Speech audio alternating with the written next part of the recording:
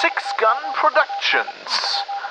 New media, new rules.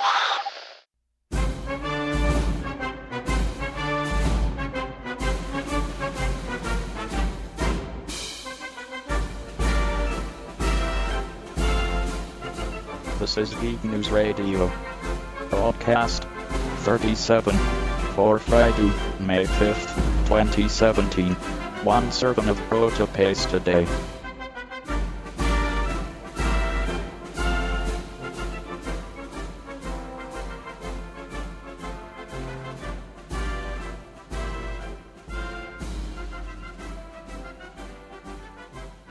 You're listening to Geek News Radio, episode 37. I'm Dave in sunny Birmingham. And I'm Mike in Copenhagen. And I'm Fab in Isenhagen. What do you mean it's sunny in Birmingham? It's been a nice day. Summer's here, Fab. We've had summer. Tomorrow it's autumn. I think sunny and Birmingham is oxymoron if I ever heard one. But okay, we'll take it. It was lovely. I drank my cup of tea in the afternoon outside in the sun, and it was lovely. Enjoy it while it lasts. Tea in the sun? Are you sure Are you British at all, or what's going on? What am I supposed to drink in the sun? It's tea. Beer! I can't drink beer at work. Still not convinced. I'm not one of those companies that has a beer fridge that you can just crack open a beer when you've released something. Damn it. Yeah, it's a bit of a pain. What are you Come work for Carlsberg. What are you doing in Copenhagen?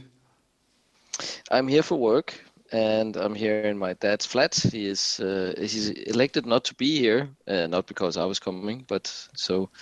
And IT infrastructure seems to be working, so hopefully that will. Your dad's flat? Yeah. It's in Copenhagen? Oh, you're right. Yeah, sorry. My brain's not working. That's okay. I was, since the beginning of this podcast, I was under the impression that Copenhagen is in the Netherlands. What the hell? I don't know. As an excuse, I've been a bit sick the last few days. I've had the Nurgle flu, as you might hear. I'll accept your apologies gracefully. And hope that brain fever will not affect you again. You'll get better soon, Fab, because time is the key to the door of happiness, and that's conveniently rotting in your neighbour's backyard, so that's fine. What? You're going to get fine. You're going to get better. You're going to get better. Just don't mind me for the rest of the show. Apparently I've gone insane. Dave, I think we need to keep an eye on him. Okay. I was just like, what the? Why is Mike's dad in Copenhagen? He's Danish. And then it slowly dawned on me. So that leads neatly on to what are we drinking? Because Fab, you sound drunk. Well, I'm not actually. I'm just started. I'm drinking grog. I'll be drunk in a minute. If people don't know what grog is, it's basically rum with a lot of sugar in it mixed with hot water. But yeah, you like pirates, so makes sense. No, basically, this is what my grandma taught me you drink when you're sick. Your grandma was a pirate? My grandma's still alive, so we could ask her. I don't think she's a pirate, but this is kind of like she's from like the Baltic region. Originally, and apparently it's all up in northern Germany as well. This is a traditional recipe when you're like feeling under the weather. Excellent. I have a lovely hopped lager called Flat Tire from a company called Pistonhead Brewing. Basically, it appears that my local Tesco's has got on board with like hip craft beers, and it's got all of the super mainstream ones. So I am supporting their decision to do that by buying it. In Tesco, yes. Okay. Yeah, it's wait, like you go in and be like, these are not Carlsberg. What is this? Quick, put them all in the trolley. Quick, get them all before they decide that they've made a horrible mistake.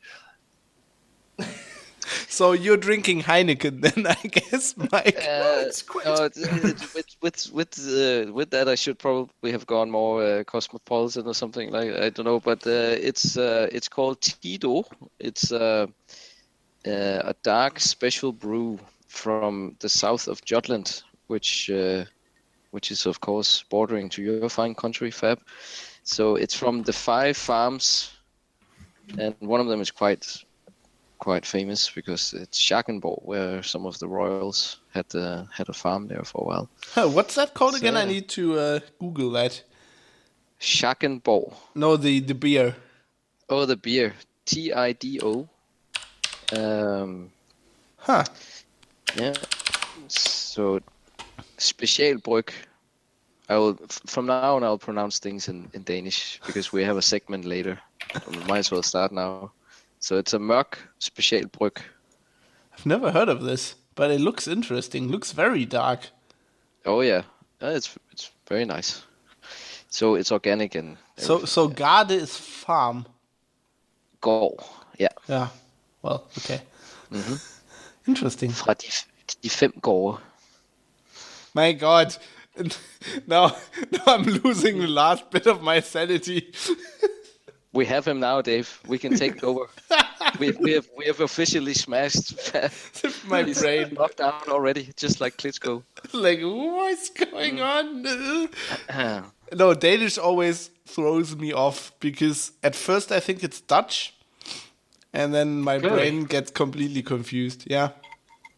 Yeah, clearly it does. But I think we got a request there some weeks ago for me to pronounce funny words. So when I've had a bit more to drink, I'll do that. But we should probably do more. Yeah, I'm looking at things first. these words, and oh my days, They've got the nice Danish O in it. Yes. Yeah. Yep. So a little bit of this, a little bit of that. We'll see what our listeners will make of it later. Nice. I'm gonna take advantage of Fab's compromised state to ask him what he thought of Ghost in the Shell, because we've now both seen it. Yes, we'll do that. I just wanted to say that today on the show we're going to talk about what's coming, what's happening with Warhammer 40k.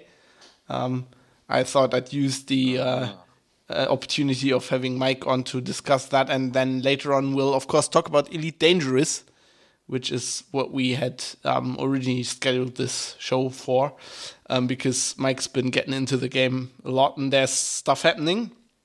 But yes, before we get into that, Ghost in the Shell. So I had actually pretty much forgotten that I'd seen this until I saw it in the show notes. Well, it's been a long time. We haven't recorded for a while, so I thought we should do that now. So shall I go first? I mean, we know you have a lot of feelings. You seemed fairly positive about the whole experience. So I watched the original anime like last time, like 15, 16 years ago. Whoa, I've watched it maybe 15, 16 times this year. So I can't remember that much. I did like the movie. I think it was it was a good movie. It was entertaining. I loved the visuals. I think they're like the cityscapes were pretty much the best like cyberpunk cityscapes since Blade Runner. I've seen. I really enjoyed that. Just the visuals of the whole film were great. So I have some problems with the visuals. So in my mind, Ghost in the Shell always kind of evoked a kind of the weird 90s view of the future, where everyone would still be using keyboards and floppy disks and green terminals. Yeah. And it was it was obviously an outdated view even then, but it had that aesthetic. And I get they changed it, and it's really quite pretty, but I thought it was a bit too much hologram.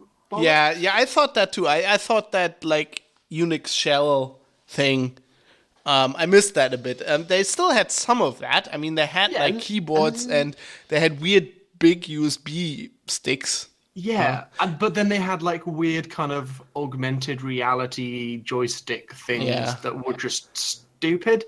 I don't know, I thought there's some coming from based on a thing that was like every like in the credits, there's a person who's like credited with like all just the mechanism design. Like everything's really well thought out.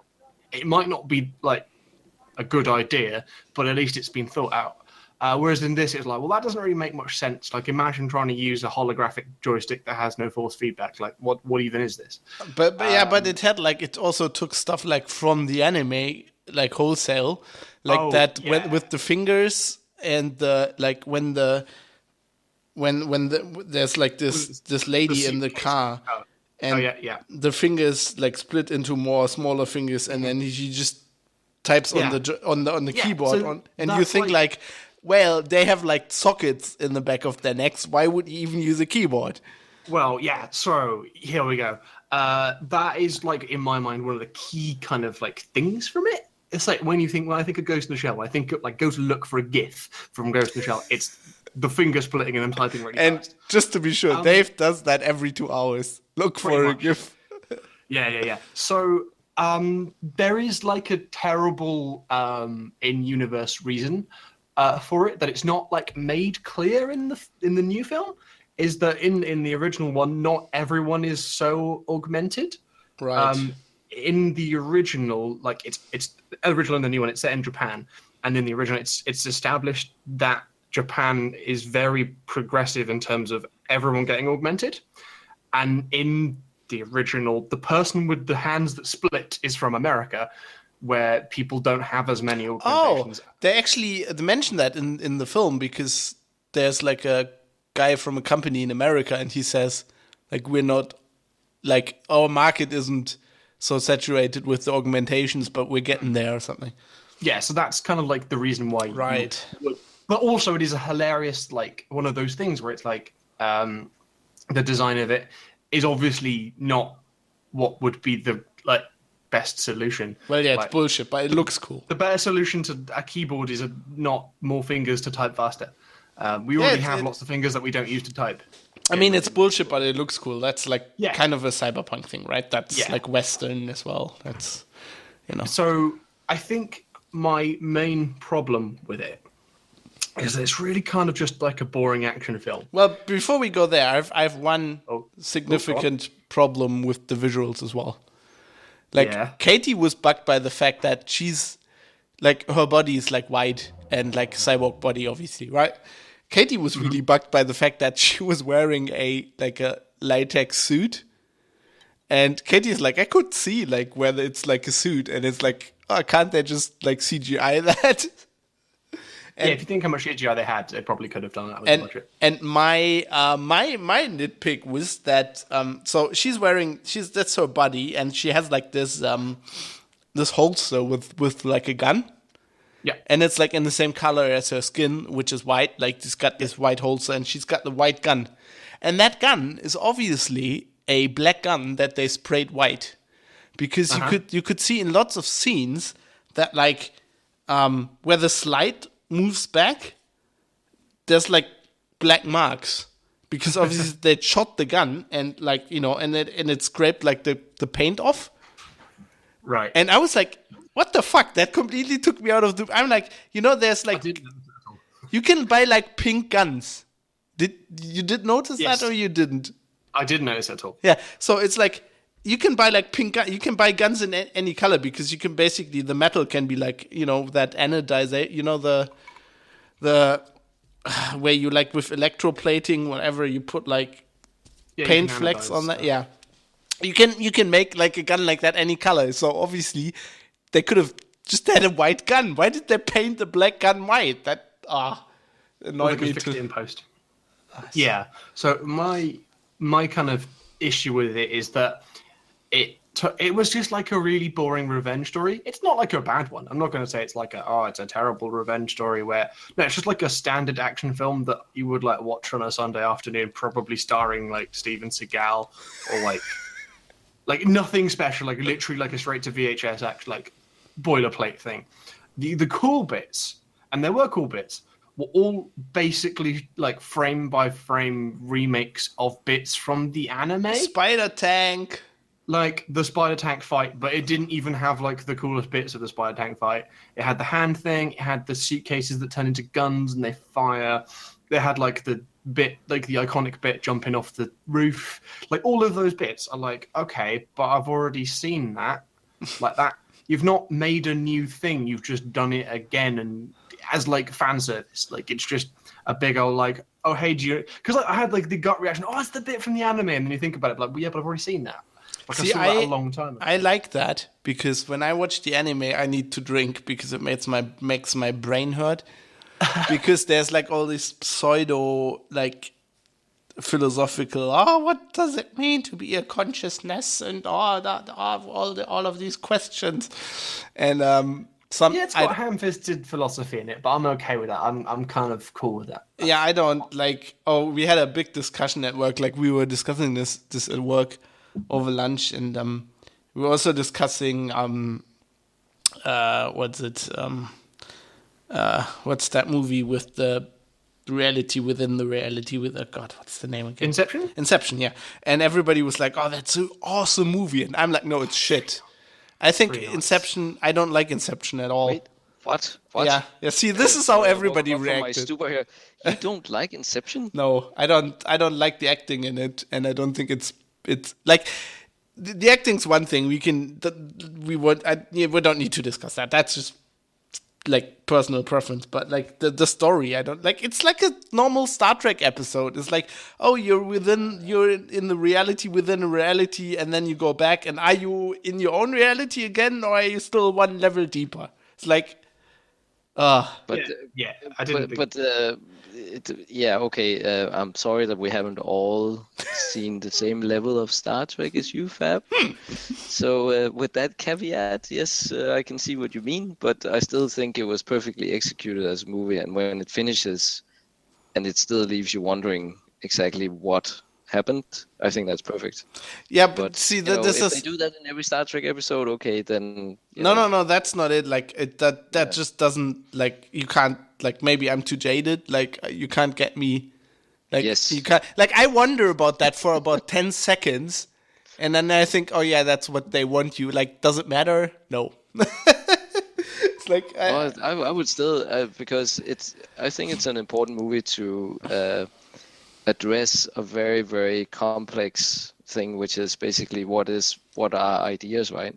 And it shows it very well. I think that it's Pandora's box. Once you introduce an idea into a system, unless you completely obliterate that system, you cannot remove that idea again. It will start to affect it. But anyway, that's a. Oh God! We can take a. You're breaking my brain again. Yeah, we can take a man-machine discussion when the new Blade Runner comes out. Yeah, to me, the problem with that is just like, I don't like it so much as a movie. It's like Memento. I think it's like Memento in that if you watch it the first time, it's great. Or like Fight Club. I don't like Fight Club because you watch it once and that's kind of cool, and then it's just like broken. Like people are like, oh, the second time it's so much better, and I don't get that at all. Like, for me, it's like a one-trick pony. It works once, you know. So you base your appreciation partly on if you can watch a movie again? Yeah, I do, I guess. Okay, yeah. No, but I mean, it's not right or wrong. It's just no, because it's for example, like sorry to bring a swerve curveball or whatever, but like take Saving Private Ryan for example, which is a different type of movie. I've only watched it once, but I can nearly remember all of the movie, and I still think about it sometimes. But I wouldn't want to watch it again because it's just so overwhelming. I think that.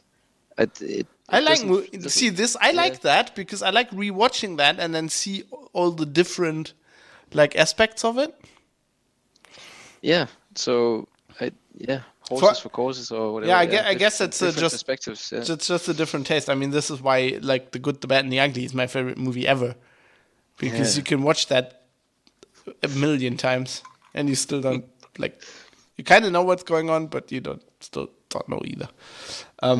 But anyway, let's but that's the thing. That's why I kind of like Ghost in the Shell, because the anime has all these like philosophical questions that really aren't, you know, philosophical questions to me that much. Like, I don't think about. I don't think they're they're like that great. And I just like the movie with the visuals and without all that baggage.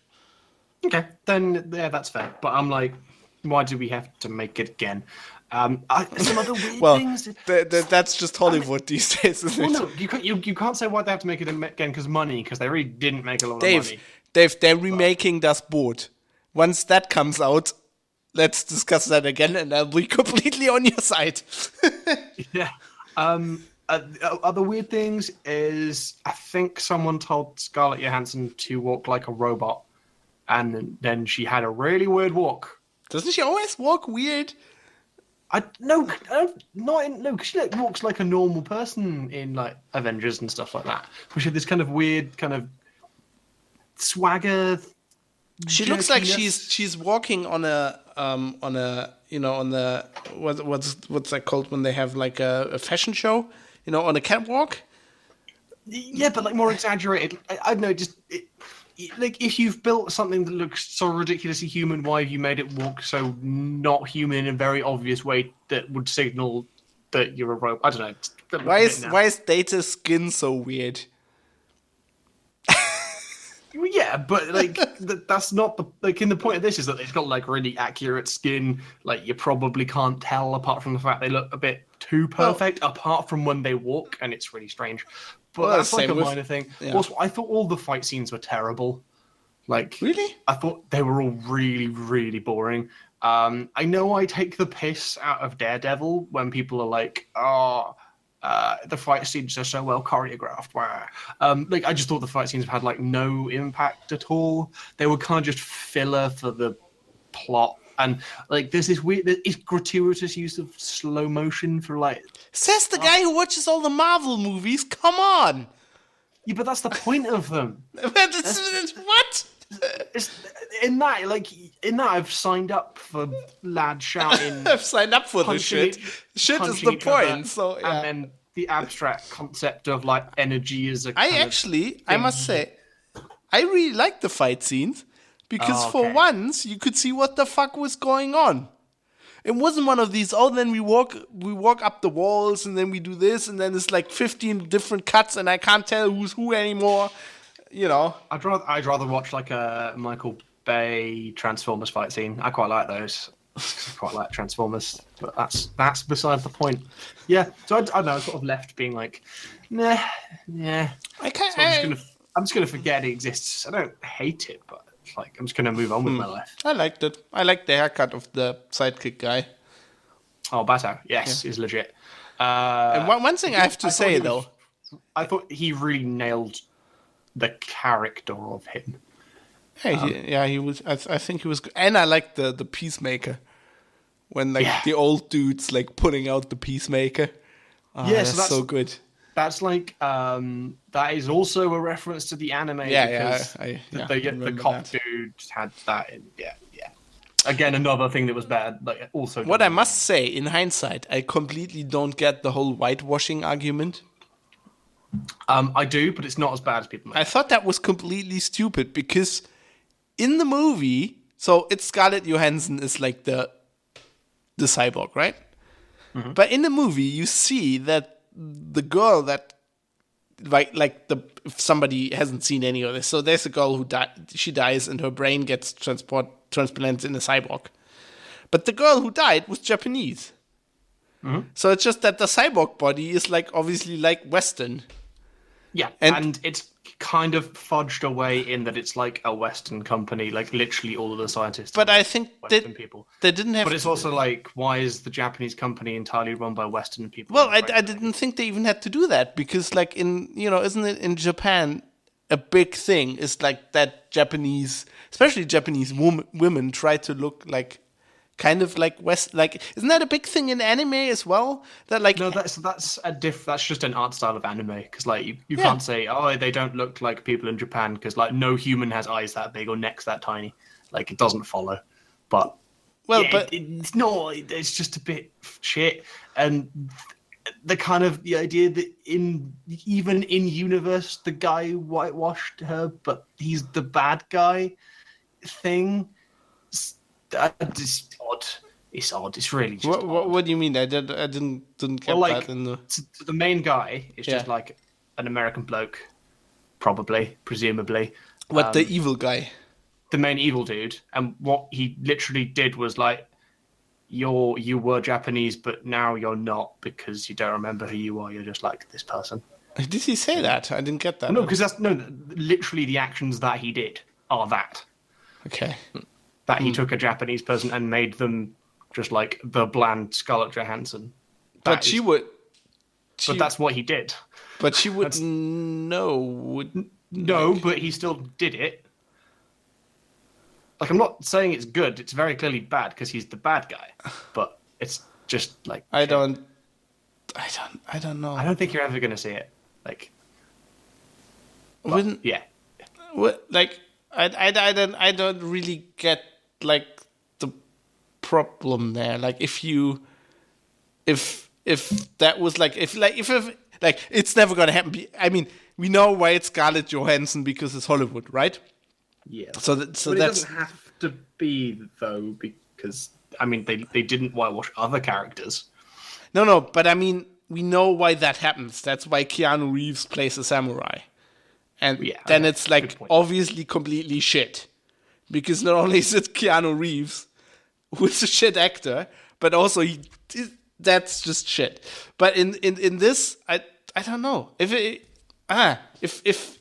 if that was like a whole movie set in America and then the cyborg would like look Asian because it's a Japanese company, nobody would complain. Oh, people would definitely complain. Have you seen people on the internet? Well, They literally would. when They I were say like, nobody would complain, I mean nobody with reasonable arguments well, would yeah, complain. a different set of people would complain. Like, it's just a bit. I don't see the problem. I Like, think they're all if- wrong. If you had cast a Japanese person as a Japanese character, this conversation wouldn't have happened, and there'd be more people talking positively about the film. So it's a really weird decision to also make from a kind of just marketing perspective, from just like managing the brand. But You could that- avoid all of the negative criticism by just not doing it. It's also really weird. So why did they? I don't know. Maybe You because can't they say you wanted can't a say they did it from a financial perspective because it's kind of flopped. well, but I wouldn't say it's flop because it's Scarlett Johansson. Oh. Like, No, I think it's kind of flopped because everyone was like, "Oh, well." That's so you think much if they cast a Japanese actress that nobody literally in the US knows, it would not have flopped? I don't think it's flopped because people shouted about it being whitewashing. they'd have paid a person probably less, and they'd have, on balance, done better. Yeah, I don't think. I don't know. Maybe they just wanted her as an actress. Yeah, you've seen Scarlett Johansson act, right? Right? Have you seen her in the Avengers? She plays basically the same robot character. Say the guys who think there's good acting in fucking Inception. Have you seen literally the two other films where she's played robots? Have you seen Leonardo DiCaprio act? Dude, I'm better than fucking Leonardo DiCaprio. He's fucking atrocious. Jesus Bold Christ. claims. Now, Fab on Leonardo DiCaprio. He's the worst. the I brain don't fever like is him. getting to you. I don't like him. But I think we should, yeah. So I like it. Dave doesn't. I don't not like it. I just think it's boring. I'm never going to watch it again. Okay. I think we should just leave it there. Move on. Yeah. And fight about Warhammer next. Yeah. We're gonna be disagreeing so hard, I've heard. I don't know, actually. Maybe we should go with Mike first. Yeah, Mike, Controversy alert. what's happening? What's happening, Mike? I kind of have a feeling that you have read more about this fab than I have. Well- but anyway, yeah, I can give it a shot on. Obviously, the big secret 8th edition of Warhammer 40k is coming soon, and of course they have linked it into the Gathering Storm that we've talked about before. So 8th edition is supposedly the new Games Workshop's way of doing things, where they've reached out to community players, known people in sort of the tournament circuit and so on to get feedback, and they're very sort of openly saying that this is really like the players' feedback that have pushed them in certain directions or whatever. So that's interesting. How much really is player based and how much is not? It's hard to say, but at least they've changed their tag anyway. Yeah, they even say in the FAQ, like, there's like a thing in there, can we trust you? Well, it's the new Games Workshop. Yeah. No, but I mean, they're kind of joking a little bit, but they do seem to have a completely different approach now, where they're sort of drip feeding information about specific mechanics rather than just going like, it'll be great, and we'll reveal it on X date. And then, all the rumor mongering, all that. They're actually using their community side now to say, okay, today we'll talk about the shooting rules, today we'll talk about moving or whatever, and sort of trying to probably deflate some of the anger and frustration that always arises, I guess, when there's a new edition. So first of all, they've allayed the fears that this is going to be Age of Sigmar in 40k. So they say they haven't blown up the universe like they did with Age of Sigmar, and that is fair enough. But on the other hand, they have introduced quite significant events, as we've seen in Gathering Storm, and they've released a galaxy map where you can see that they have many more warp storms now, where the galaxy is sort of nearly rent in two by this huge stretch of a warp storm, which we still don't know a lot about. So let me quickly interject there. So I've been reading. I've bought the first book in the Gathering Storm. I thought I might as well.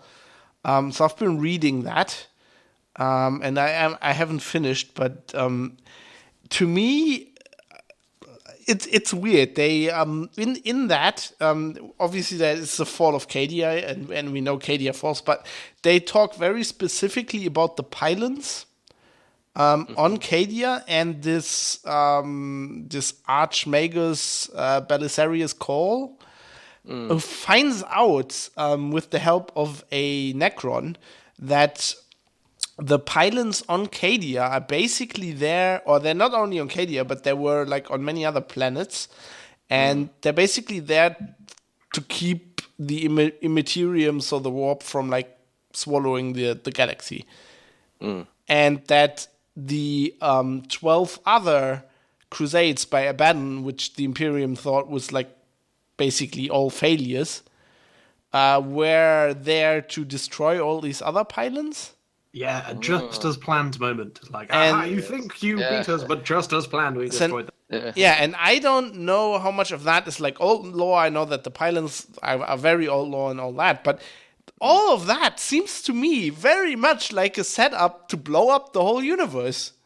Age of Sigmar style. You'd think like if all these pylons go away, then bam. Yeah. So there you go. Obviously they're lining stuff up, and I think we already said that a couple of podcasts ago that they're not done yet with the big reveals, and obviously the latest one was the one you alerted us to a couple of days ago. I think it was yesterday, with basically Primarch Rubute Guillemot. That they say it in that trailer as well. Yeah. I, Rubute Guillemot. So we know how he's pronounced now. Yeah. So he's been working with Belisarius Call, apparently, on New Marines, however you want to spell that. Heresy! Yeah, ding dong, heresy. So obviously there's some kind of new Space Marine or different kind of Space Marine or some super warrior or whatever being introduced, and that's all we know from the teaser trailer, which is tantalizing and very frustrating at the same time. I have a question. So this is obviously because they want to update the miniatures line to probably make them more look like Stormcast Eternals. So a more kind of true scale kind of thing. Is there actually like anything in the canon, in inverted commas, that that mentions this? Like, is this kind of project to make the new ones mentioned there, or is it just in the promotional material? Because I kind of feel like the best way of doing it would just be update the models and never mention it in the lore. Be like, they were always like this. It's fine. Because I don't really want. Yeah. I don't know. Like it feels like an unnecessary like hand wavy. Like it's like when they explain too much. Like I don't need them to explain why the models look different. Like they don't already do that now when they update models. So I don't want them to have to do that again with like true scale ones because it's going to be probably crap.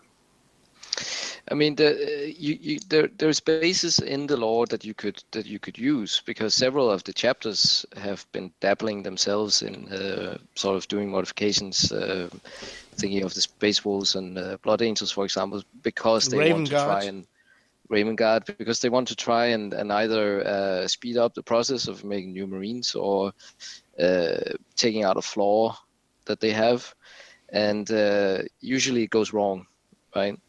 And obviously you have the Force of Chaos, Fabius Bile being one interesting example, walking about with the Emperor's Divine construction, and it's always been, at the end of the day, portrayed in the sense that what the Emperor did is inexplicable to any other mortal, even to his sons. Even when they try to get involved, it rarely goes well. So you kind of wonder how they're going to go, you only need to spend 10,000 years working with this, then it will work. Well, they... I mean, the whole 10,000 years thing, which they mention in there, and having just read the beginning of The Fall of Cadia, it says in there, which was, this was released like a year before this reveal now, almost, that Belisarius was working for 10,000 years on something. Then you'd think he got that order from Gilliman in the Heresy era, when Gilliman was still around. So he might back then have given him some tech, Yeah. But still, I know what you mean. Like in the Horus Heresy books, it's always made out that this is like the Emperor's work. He created the Primarchs, and nobody, and like the Primarchs certainly can't, can't match him. They're just pieces of a whole, and he's kind of the holistic center of knowledge would be the Emperor, and he's kind of lost to. Okay, maybe it's my brain fever talking, but how cool would it be if this all goes back to one of the two lost Primarchs? Which don't think it will. Well, I mean, the guy that said that we will never ever hear anything specific of them has gone, of course. Yeah, it's true. Interesting that he left before all this kicked off, isn't it? Presumably he helped conspiracy. plan it, though. We miss you, Laurie. Yeah, but Laurie, I think at the time he left, he must have known this was coming. But I'm not saying he left because of that. Maybe he just got a really good gig with the LOL people. I think he did. I think you get a very good deal with the LOL people no matter what you end up doing. That's why everyone ends up working for them. But it is the kind of subtle kind of like, pull the just as planned thing, and be that actually the kind of like, you've got no idea how we made Space Marines. It's just another, chaos doesn't exist, guys. That's not real. And then that was also wrong. A lie that got told to protect people. I mean, this must have something to do with like true scale Marines. I mean, everybody has been saying they must want to update like the scale of the 40k Space Marines, looking at what they did with Age of Sigmar. And before this trailer hit, there were like pictures on the Warhammer community site showing what people thought were players playing with the new box set that's coming out for 8th edition. And it was very blurry, but people looked at the miniatures and said, well, those look like Ultramarines, but they're massively tall. And then that picture got pulled. So it looks like for 8th edition, they have like true scale Marines planned, which like, I'm with Dave. I don't think they should explain that in the lore. I think it will get a big shitstorm anyway. Because I think they want to do that in the lore because of the big shitstorm. Because think of everybody has, like, for 20 years collected Space Marines, right? Has a huge collection of all these Space Marines. And now the normal Space Marines are like, the new ones are like 3 heads taller. They look really silly next to your other Space Marines on the shelf. I'm just gonna exploit it to the hilt, because if they go, oh, you can use both, it's okay, and they'll be like, that's fine. I'll be using all my old Space Marines. They're better in cover. Yeah, you can hide them. You can take your big brutes there. I don't care. Yeah. Oh, we should just buy up all the old models and make them squats. Yeah, I mean. Squats are back. They're bringing back squats. This is it. This is the plan. It's not to get true scale. It's just normal. They'll sell all the old models as squats. Like, the thing with the lore explanation, I don't get. So if this is like Gilliman comes back, okay, I think that's, I don't like it because I don't like girly man, but I've kind of made my peace with that idea. But if he's now making new Space Marines, right? My question is, what about, I'm a Dark Angels guy. Like, will the Dark Angels ever get them? You can't see, like, Gilliman giving them the new Marines. So the only thing they could explain it in the lore, and then the Dark Angels steal the secret, and they make their own. It could just be like, and then Cypher, who's knocking around, breaks in, steals the thing, bam, done. Yeah, but that's the thing. If there is some tech, it will be the center of attention.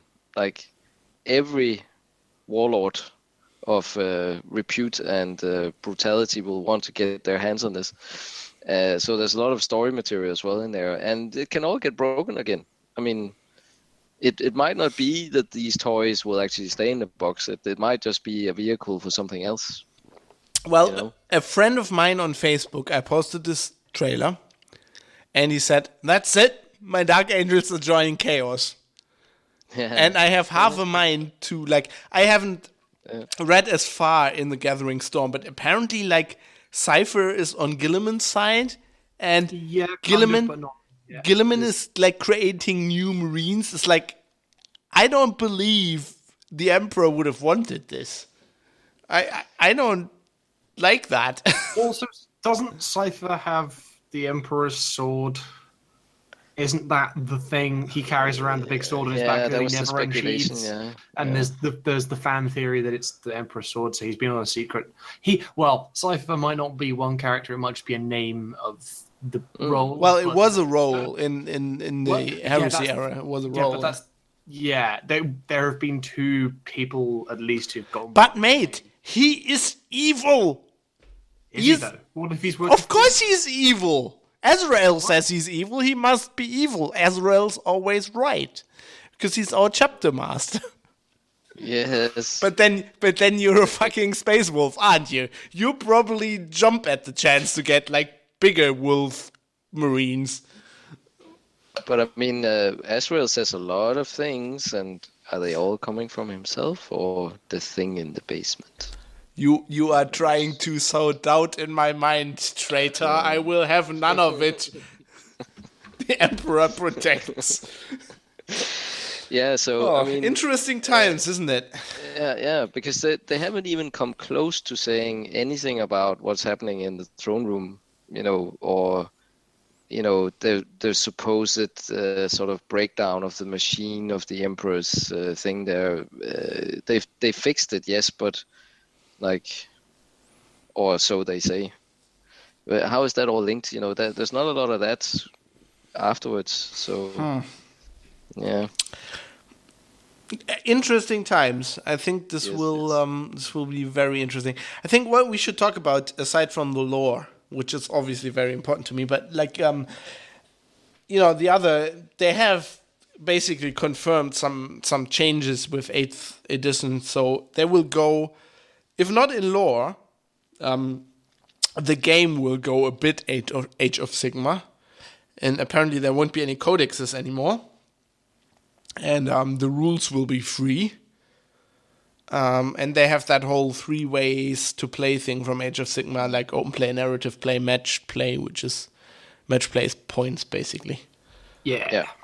And I like all of that. I just have one question, which I honestly don't know because I didn't look into Age of Sigmar a lot, but like I buy the like Dave knows. We've talked about this on Angels of Death a lot of times. I never play 40k, but I still buy the codexes because I love reading the lore. Like this is why I'm reading Gathering Storm now, not because of like the campaigns or whatever, but like there's a lot of lore in there. I really like that. Like if they get rid of codexes, where do they put the lore? So Age of Sigmar, you have the free rules out there, but they also released the General's Handbook, which has like model stats and other stuff in a nice way to like have it. And I think that's how they release patches, basically, is via that. And I think that has lore in it. Then I think, so in Age of Sigmar, they kind of have not codexes, but kind of army books that sort of like have more formation-y kind of things and war scroll things. For the kind of, it doesn't really map well to 40k. So in Age of Sigmar, you've got like the Forces of Death, the Forces of Order, the Forces of something else. There's three of them, not there, and that's kind of like, Stormcast and Wood Elves, like kind of are the Order people, and then they kind of like have that. So they release a kind of book of that, which will have more of it. Also, like in Age of Sigmar fiction, there's far more of an overarching plot. So, like in 40k fiction, it's always just basically like battles with Space Marines, some Space Marines shot some other things, and then nothing happened at the end. Whereas, like in the Age of Sigmar stuff, things happen. But you say that because I'm not I wanted to have this discussion on the show for ages, but it's kind of hard to find people want to talk about Age of Sigmar like that. But like I don't like the Age of Sigmar lore a lot. And that thing where you say, oh, it's just Space Marines shooting Space Marines, I always like that. Like, Mike, didn't you say that? Or, I don't know, didn't we talk about that off the air once? When they talk on Warhammer TV, they once talked about how the writers come up with, like, the ideas for the books. And it's, like, the Black Library books. And it's often, like, they go through these codexes and go through the timelines where it says, like, in that year, that one Dark Angels battle barge disappeared or whatever. Yeah, and then they mine that and sort of tie in or make story out of it, And then and I love that stuff. Yeah. I mine it as well, like, in my mind. I love that stuff. I love reading that. And to me, a lot of that stuff is better than the actual fiction. Like, while the Horus Heresy stuff is great, like, I find lots of the Space Marine books, like if they're short stories, they're okay, but often if they're books, like if it's not Jim Swallow or somebody, right? Feel like they're like one of these small stories, but like bloated massively, and they're way too big for what they're actually telling. Mm-hmm. So I like just reading that lore bit and making it up in my mind as I go. Yeah. I don't want to miss that. I still want to have that.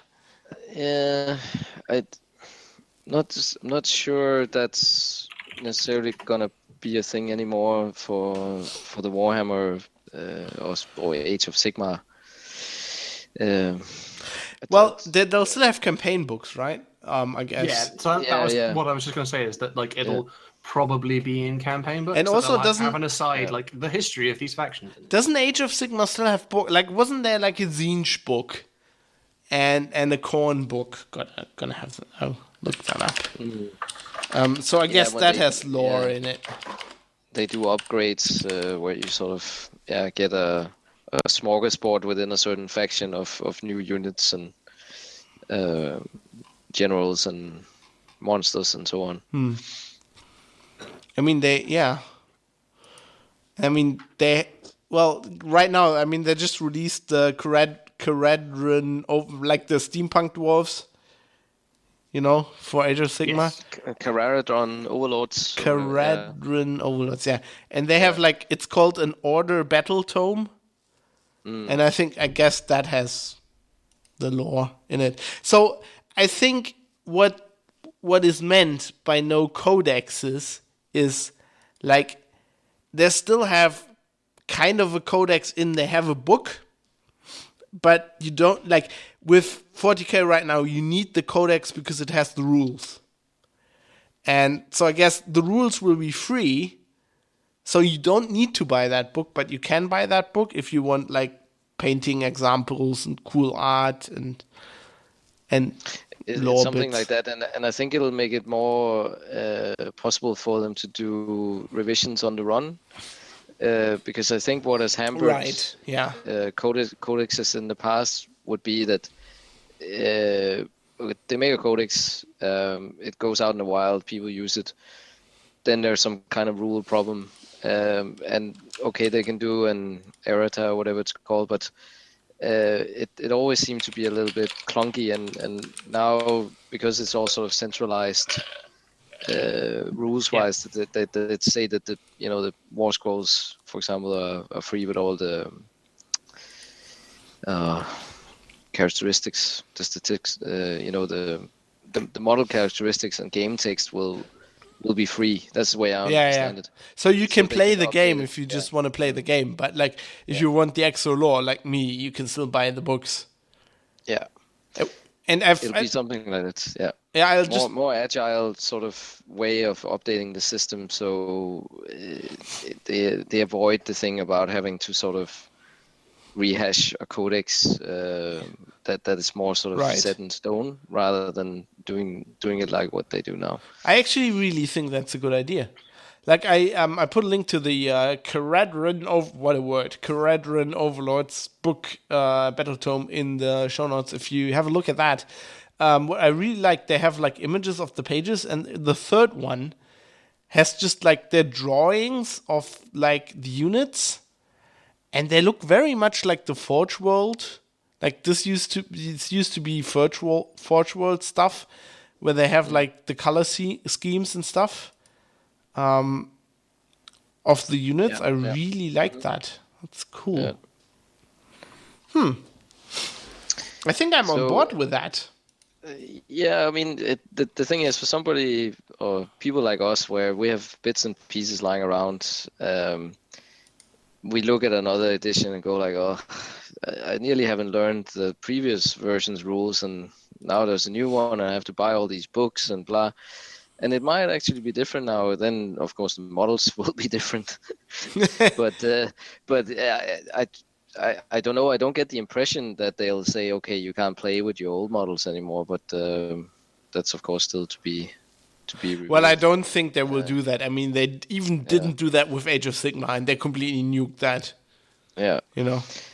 So I'm kind of secretly hoping that this is sort of a free upgrade for me, that I don't have to spend too much money on more books because, limited resources and all that. I get that. I mean, I completely bypassed 7th edition. I'm really interested in this. Like what I think generally, a general point that I've been thinking about for a long time is just like, I think Games Workshop in general just releases too frequently. Like the way they release stuff, if you're really into this, I mean, there's new stuff every month. It is quite breathtaking at the moment. And I don't think they understand, like, if this is like, I mean, there's certainly people where this is not only their hobby, like they live for this. This is like the center of their life. And they can, I mean, I could, if I wanted to, I had the money, I've got enough money, I could buy 40k stuff every month, but like, I don't have the time. Like either, and I, either you're in a job, then you have the money to buy that stuff, or you're like, and you don't have the time. I don't even have the time to keep up with the releases, or you're a student, you have the time, you don't have the money.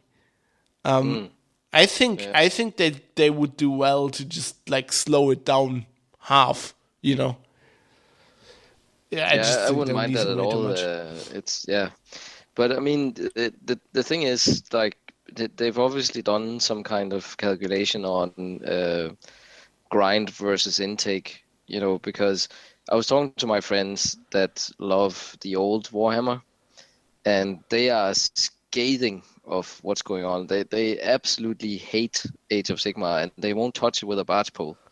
And I think part of it is just like they cannot imagine taking the time to switch, because they just want to take out their stuff, have some games, pack it away again, do what they're used to, and nuking everything and sort of making the rules completely different is completely nullified the enjoyment that they find from the game. And I'm not sure it's going to be the same here, because the thing seems to be a little bit more sort of reined into it. It's similar to what you've tried before, but the mechanics are a little bit different. But it's not, you don't have to rebase everything and, forget about all the tactics that you've schooled yourself using for years, that kind of thing. It doesn't seem to me like it's going to be like Age of Sigmar. Yeah, I think they learned from that.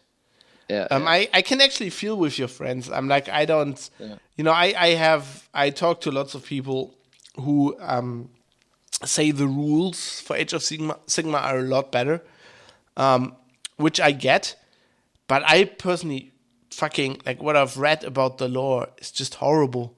Like the old world lore really appealed to me, like being student of history and all that Holy Roman Empire shit, and the new lore is just like, it doesn't have geography. Like, you don't know what's going on. It's not grounded. It's literally not grounded in anything. It's like it feels like anything could happen, because you don't know where something is set. It's just, it's the realm of fire. Oh, it's the realm of stones. Or it's like Pip said on, like, it's the realm of shoes. That's what it feels like, and it's like basically just one Deus Ex Machina after the other. And it's a bit like if we look at Dungeons and Dragons, for example, they try to go into Planescape and all that, which parts of that was very interesting and fun. And on the other hand, when you sat and tried and look at how the spheres interacted with each other and how things moved from level in the spheres, like how the worlds were connected and all that, it takes a lot of sort of mental energy to try and wrap your head around it, and there's nothing like that for Age of Sigmar as far as I know. As you say, it's all sort of amorphous, because they kind of walk in this ethereal realm now where there are no geographical or even sort of metaphysical borders that are defined. It's all sort of floats in and out. Yeah, and it feels like it for me. It like when I listen to people talk about this, like on podcasts and I read stuff, it takes the stakes away. Like with the whole Stormcast, they just, like, when they die, they just beam back to wherever, and then they just come back, and. Where 40K, like, as Dave alluded to, like it for like decades it was static and nothing happened, but you had this feeling that if that one guy dies, he's dead. It's not like he just teleports magically into the warp and then comes back. Okay, with demons it was always that way, but like I think 40K actually is the best of both worlds, because I mean I can actually see the problem with setting a game in something like the old world where you have maps and it's a small place and you have problems like you think, okay, something happens there, over there they will hear of that, and you run into problems. But with 40K, it's the whole galaxy, right? It has geography. You can say, okay, this is that planet, and you're on that hemisphere if you want to. But also, you can just make up a planet because there's or a sector. Yeah, or a sector, or whatever. Mm-hmm. Like Dan Amnett always talked about that. How he would have his own sector, and he could do whatever he wants. He could nuke a planet. That was one of his genius moves in his early stages as a career, as an author for Games Workshop, was to think of the Sabbath Crusade and that whole swath of space where that took place in, because it gave him enormous room to play in, and he's still going like in that scenario that he basically.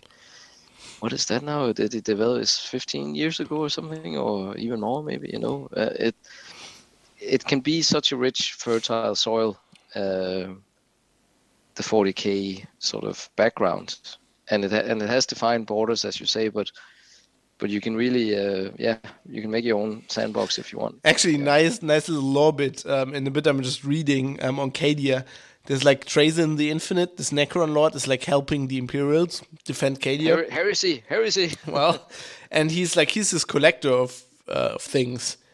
And when like Abaddon like bursts into that chamber where like Belisarius Call is, he just throws out what they call these Tesseract things. Mm-hmm. And there's like Heresy era Ultramarines coming out. And Inquisitor Greyfax is actually where she comes from. And actually some snipers from Tanith come out. That's wonderful. And they explain like how like everybody just like sees like the Black Legion, like the Heresy era Ultramarines obviously don't need to get told that they need to, like, they just come out of stasis for 10,000 years. But they don't care because there's chaos there and they fight it. Yeah. And like the Imperial Guard obviously like, oh, they're disoriented and they're vomiting from the state. But like, okay, traitors, fight them.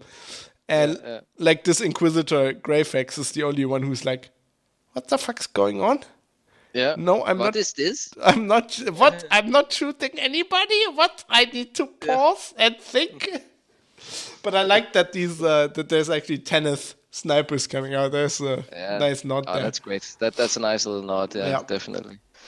Did you know you can still buy the Tanith models? You should better be like what? I was kind of shocked that they still exist. Why? Well, because they're pretty old. Well, these box sets they're coming out with now, you know, these games. They you know when Games Workshop now has these one-off games where they're just like box sets. If you look at the miniatures in there, some of those are like the first plastic miniatures they ever sold, like 15 years ago, or whatever. Sometimes there's like just like reboxed really old models. I don't mind that actually. It's just gonna be weird when the new Marines turn up and like actually. Actually, we should get into Dawn of War because this is a perfect segue. Mm-hmm.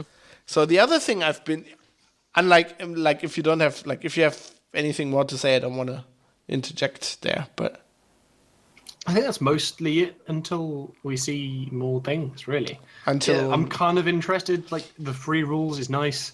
The kind of open play, sort of more casual thing. Maybe I've talked some people into maybe playing some games to see what it's like. I mean, I think they said they're getting rid of templates. Just templates are not going to be a thing, which is nice. I don't know where mine are.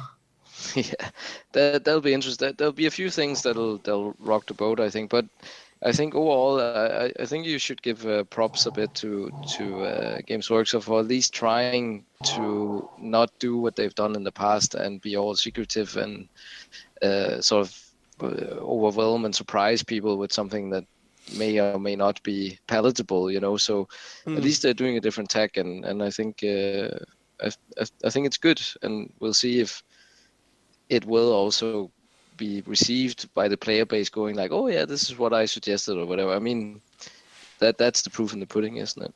Well, yeah, hopefully they've learned that pulling exterminators on the whole lore is probably not the best thing. Yeah, so just speaking of new Marines, the other thing I've been doing, we had a long weekend and you know, bank holiday and stuff. And I've been playing Dawn of War 3, or as I like to call it, Dawn of MOBA.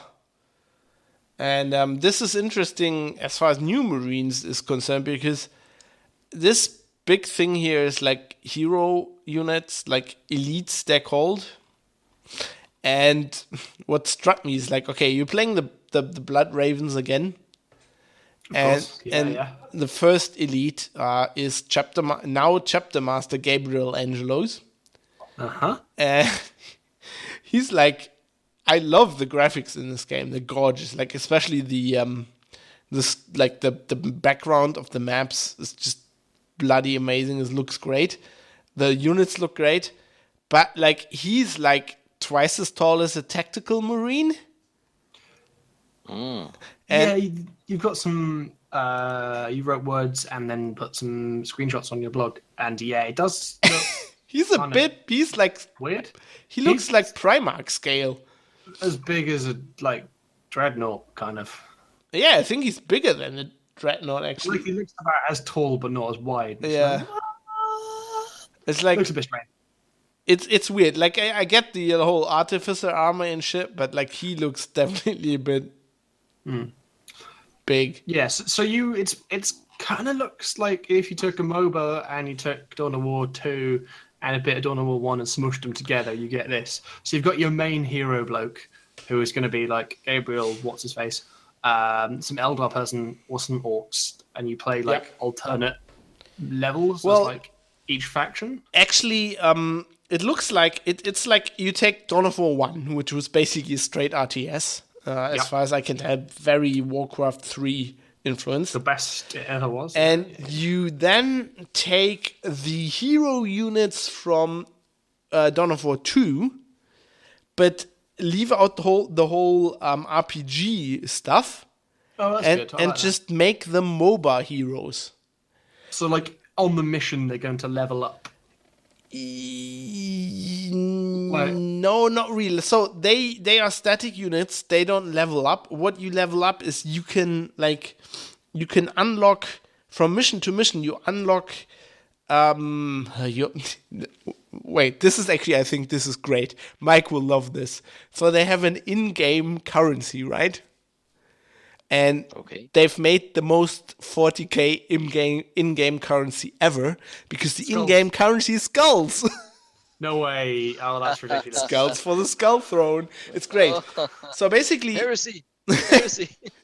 Between the missions, you unlock skulls, and with that you can give them other abilities.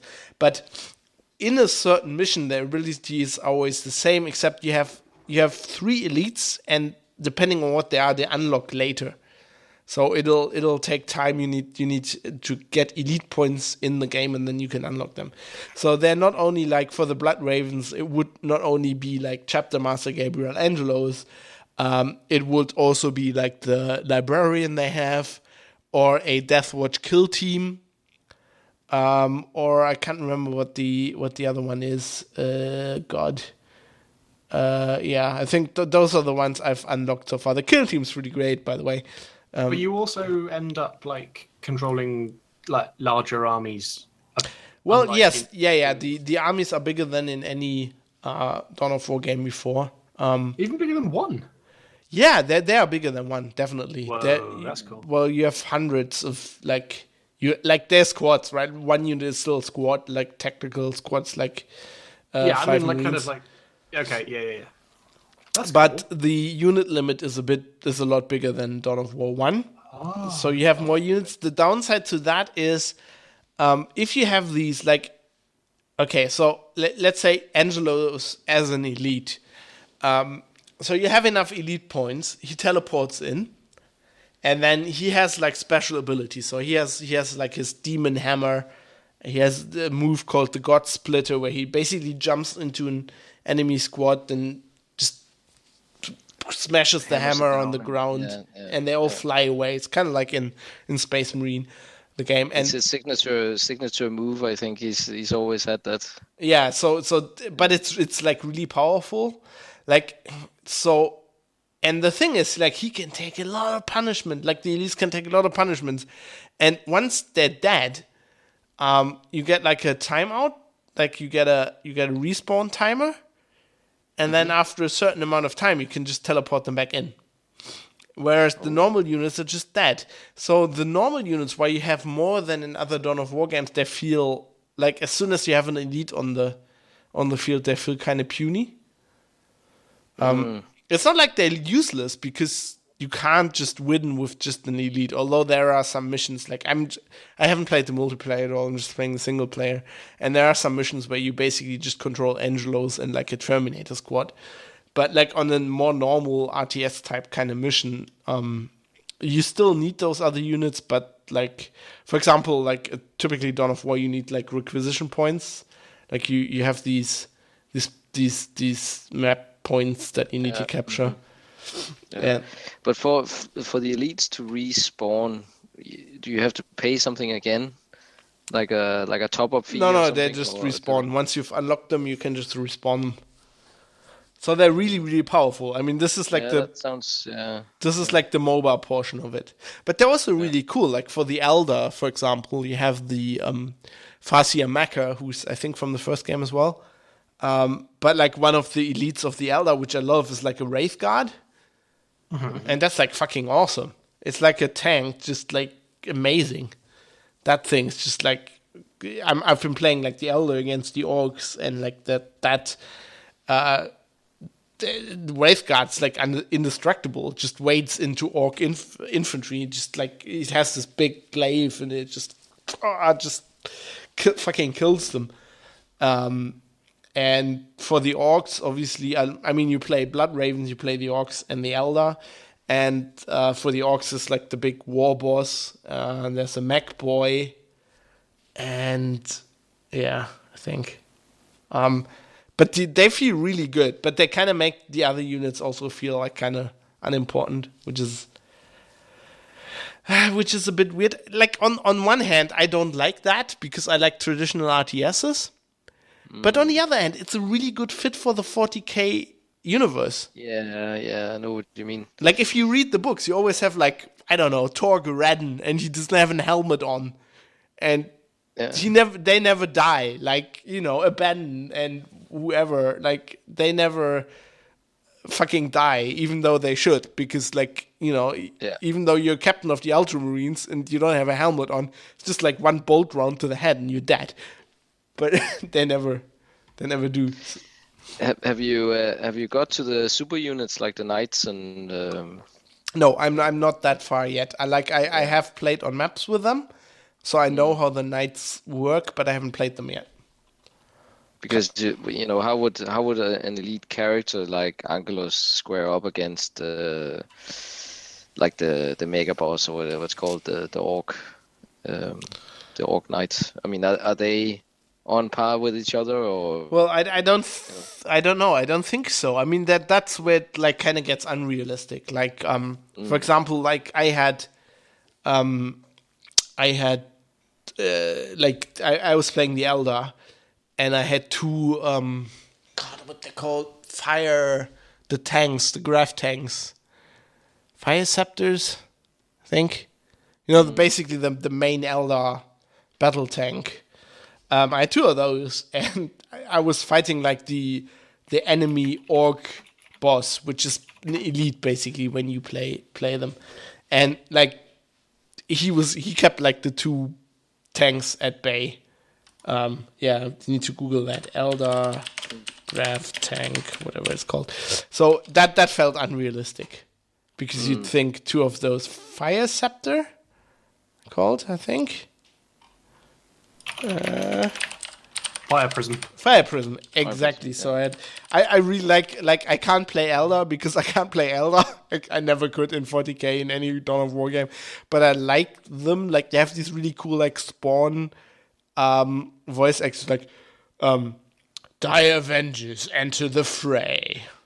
A Fire Prism has arrived.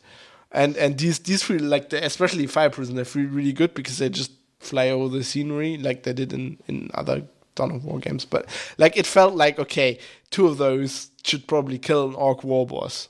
Like, no matter how much of an hero he is.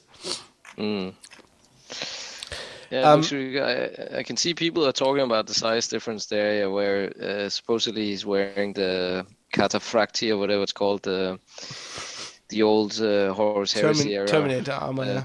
Terminator armor, yeah, but it's still... it looks a bit off. Yeah, it's still quite... Well, it's not so for the Orc War Boss, the size difference, you know, Orcs get... They just keep growing. They're like plants. So if they're really old, they just get very big. And he's like augmented, and he's got this claw. I love the Orcs in this game, by the way. This is brilliant. The voice acting is just fucking off the scale.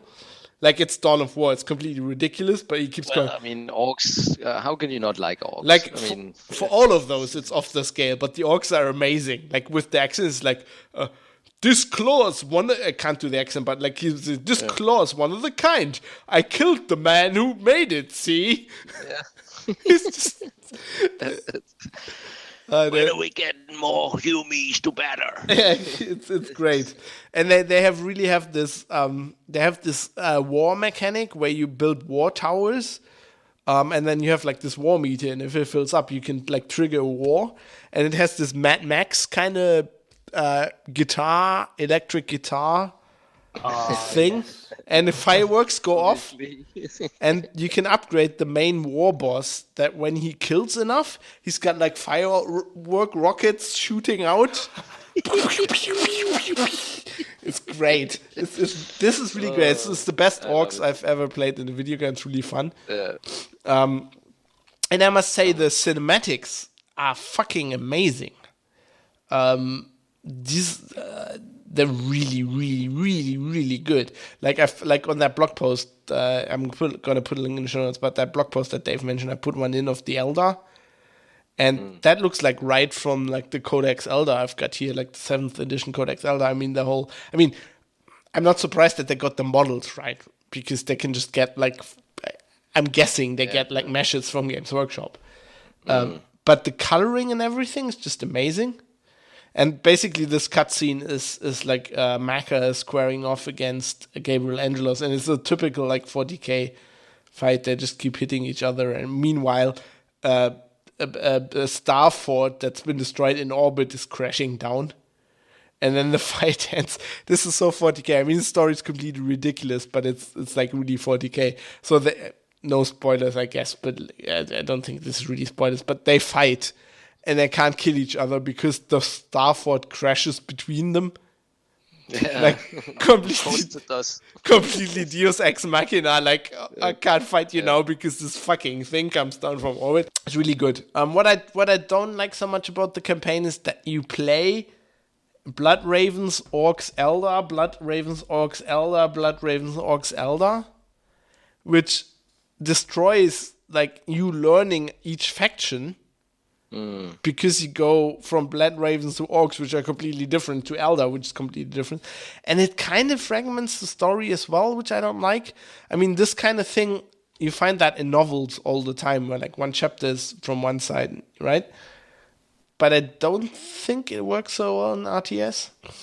But yeah, by the sound of things, that would annoy me. I mean, I'm getting really jealous now that you've already played it, because we were doing the early birthday for my son there over the weekend, and driving up to my in-laws up in Northern Ireland and all that. So I've had no time at all to even get a sniff at this. But I must buy it. I can tell you, buy it, because despite everything I've said, I've had a lot of fun.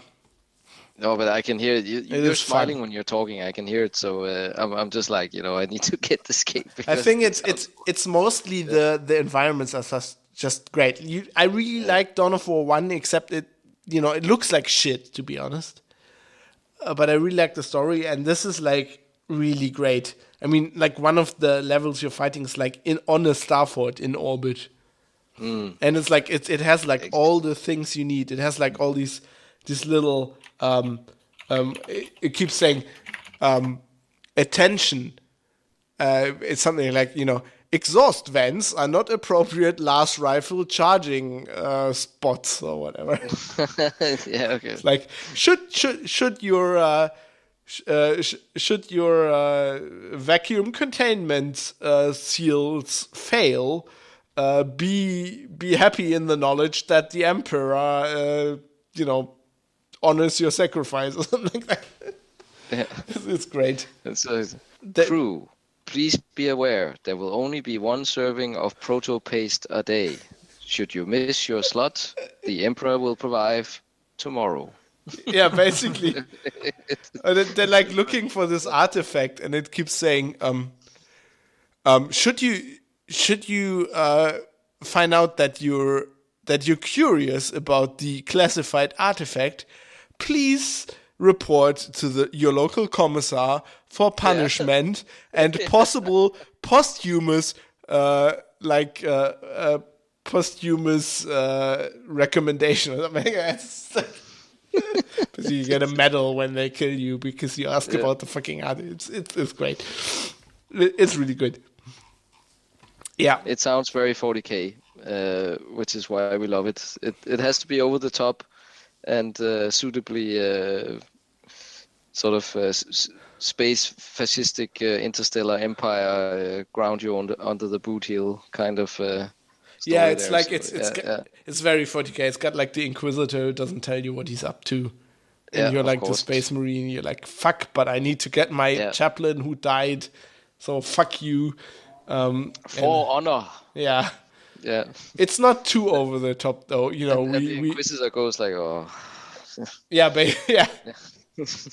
It's not too over the top, though. Like, they didn't go full Indrik Boreal again, you know. No. So far, I've not encountered any steel rain. And our battle brothers are stationed in space. Okay, good. Defensive deep strikes. I missed that. Dave will remember that. Yeah, those. I still have all of those audio files from. Me too. Just Soundboard. sat in Dropbox just for whenever I feel like I need to link someone to some really bad voice acting. We need defensive deep strike. That whole idea still cracks me up. Yeah, multiple simultaneous defensive deep strikes. It's like, what? Who wrote this? It's stupid as hell. Well, guys, I gotta say, grog is amazing. I know I'm still sick, but I don't feel it. I know how pirates feel. Yeah. What the hell was that? That was almost certainly cars in the background. Honk. This grog is almost as good as the Emperor's nano paste. Nano paste. Nano paste, yummy. We should now go from the elites in Warhammer to just elite. Oh, fine, I guess. That was forced a bit, yeah. I wanted to talk about Elite more because I love this game, and Mike's been loving it too, I guess. I must say, yeah. It's been wonderful to fly out in the vast reaches of wilderness space. Definitely. You're exploring a lot, aren't you? Well, I mean, we'll probably get to this in a little while, but that's one of the main attractions in the game for me. Flying out into the great wide open. Okay, we'll let's talk about that in a bit. I thought we'll start a bit about with the happenings that have been going on, because last weekend there was a very special event going on in Elite. So I don't know if you guys know. So I'll do you know who Salomé is? No, not at all. I have literally no idea what the fuck this is. Or as she's nicknamed, the Salami. Yeah, that's how I read. I thought you were talking about salami. Salami. That's what everybody's. Okay, let me explain to all of you then for a little bit. So, before the game was actually made, so when the Kickstarter of Elite was running, Elite Dangerous, there was an author called, or there is an author called Drew Wagar. Make it sound like he's dead. He's still around. And he was like, he was a huge fan of the original Elite, and they had a tier in the Kickstarter where you could pledge, and then you would get a license to write fiction in the universe. Okay. And he did his own Kickstarter to raise the money to get that license and then write a novel. And he wrote a novel, which I haven't read yet, I have to admit. I'm just looking it up so I don't get it wrong. So basically, that Kickstarter succeeded, and the Elite Dangerous Kickstarter obviously succeeded. And then he wrote and released a book called Elite Reclamation, which actually came out before the game. And yes, I think you mentioned that you read it and you liked it. No, I haven't read that one. I haven't read it. Whoa. It's on the list, TM. But this book, the main character is an imperial senator called Kahina Loren, who later becomes, I don't know, some kind of a terrorist in the eyes of the Empire. But she becomes Salomé, which I don't know why she's called that because I haven't read the book yet. But so this actually predates the game. And Wagar not only wrote that novel, but he's also a background fiction writer in Elite. So if you played Elite, you know that there's like this thing called Galnet, and there's like these little fiction stories that are in the game. Elite's basically an MMO, and they have like these little lore bits that interweave. And there's been a long-running story to do with Salomé and something called the Formidine Rift, which is a region in space. And there have been like lots of tales about this throughout the game ever since 2014 when that book was released and Elite launched. And it's all been coming to a head this year. In the latest update, there are actually so there were riddles throughout the game, and the players actually solved those riddles and then found generation ships that are stranded out in the middle of the Formidine Rift, which they actually patched into the game with like the Commanders update. So when the players found these, they actually found bespoke ship models. Yes, so you sent me a link to the video of someone who found this big thing, and there was some audio. There's actually audio logs, really, and for the first time there was actually voice acting, which was also the first time. So I was confused. Those were in game. Those weren't like read by a person on YouTube. No. Those were in game, and there were in game audio logs, and this is all part of Drew Wagar is actually in the process of completing his second book in the Elite universe called Elite Premonition, which will release this year, and which is actually this time published by Frontier. So he's had this like whole lore thing going on with Frontier. And last Saturday, he, so that was the 29th of April, he organized this big event in Elite. So basically the point was Salomé and like 4 of her co-conspirators are running, and she's like the most wanted person in the Elite universe, and she needs to get from some place like near the Formidine Rift to the bubble. And the whole setup was this is going to happen in game, and whatever happens to her, he'll write in his book. So if she makes it, he tells the story how she made it. If she gets killed, which was obviously the most likely thing because this is a video game, then she would be killed in the book as well. And last Saturday, we had this event happening. Now, if you know how Elite works, this is kind of crazy because Elite is not like Star Citizen or whatever, or like EVE, where they have like one huge instance for everybody. Well, EVE has that, Star Citizen wants to have that. Elite is kind of like, they never really said how it works, but if you play, like there's 3 game modes. There's open, there's group, and there's solo. I'm mostly playing solo. And solo is just like you need to be online, you have the shared universe, but you're on your own fighting NPCs. In group mode, you're in a group, like let's say I have the Hutton Truckers group, and whenever I'm in a system and there's other people in this group, we all be put in one instance. So generally the servers just generate whatever they need for your game. But if you're in a group, then all these players will be put in one instance and they can meet each other in game. Also, if you play open and you're friends with somebody, if you're in the same, or if you're in a group and if you're in the same system, they'll put you in the same instance.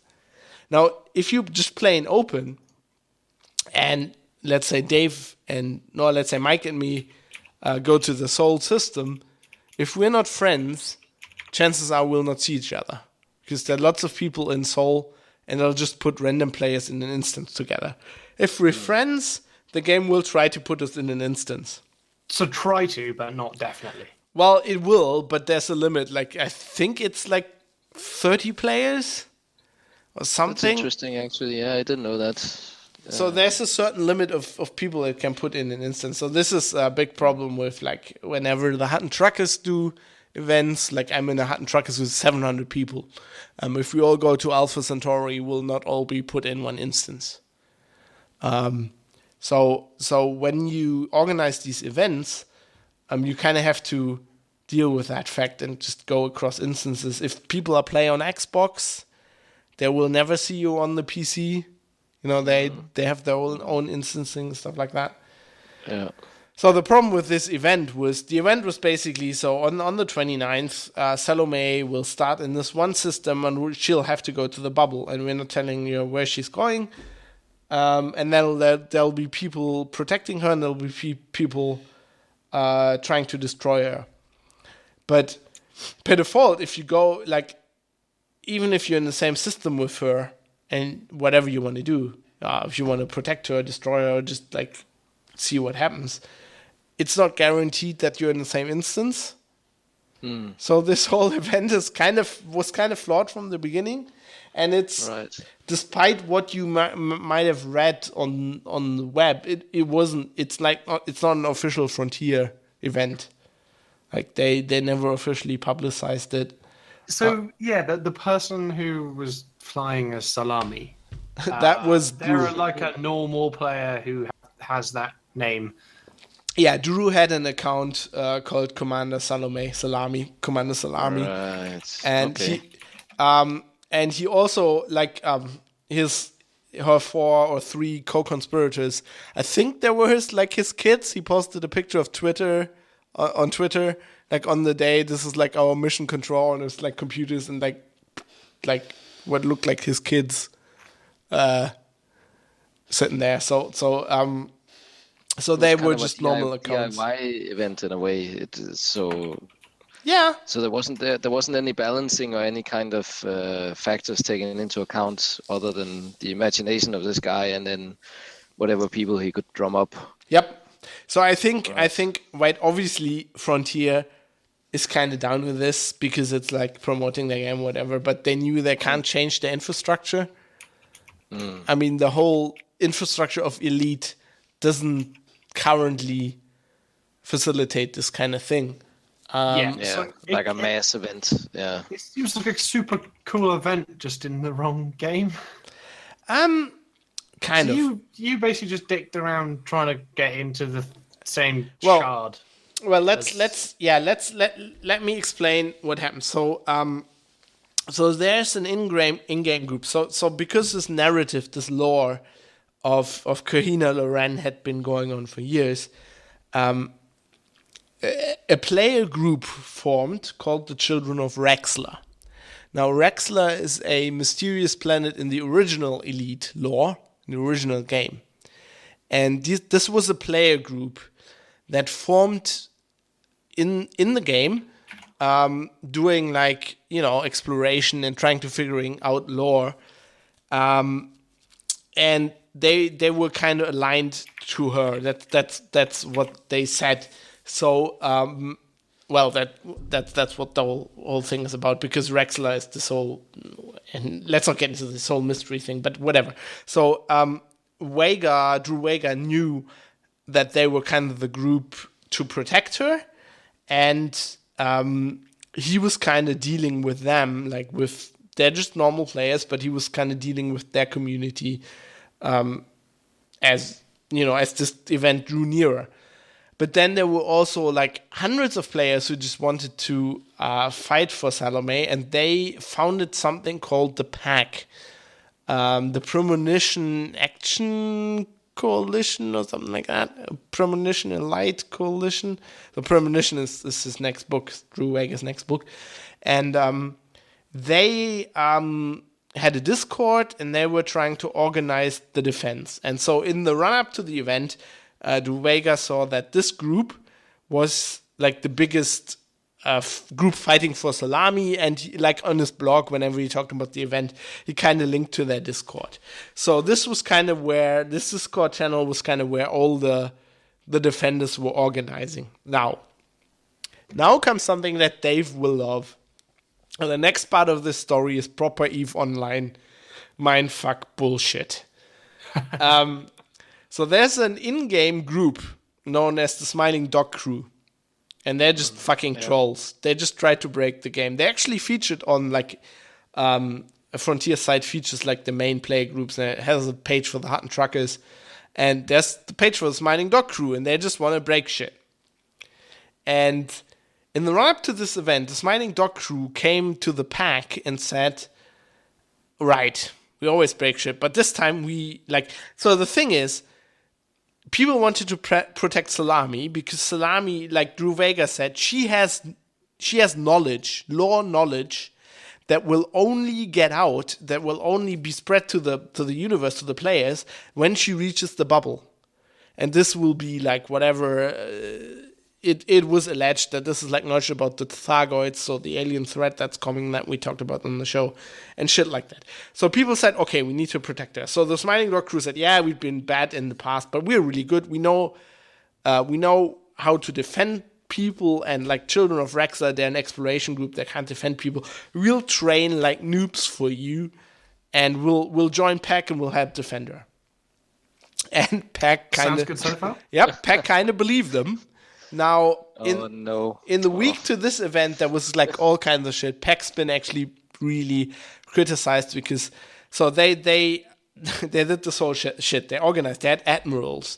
They organized interceptor wings, scout wings. Like it's like the 4th scout wing and the 4th fleet, and admiral. They went all out, complete like imperial, egotistical space Nazi bullshit.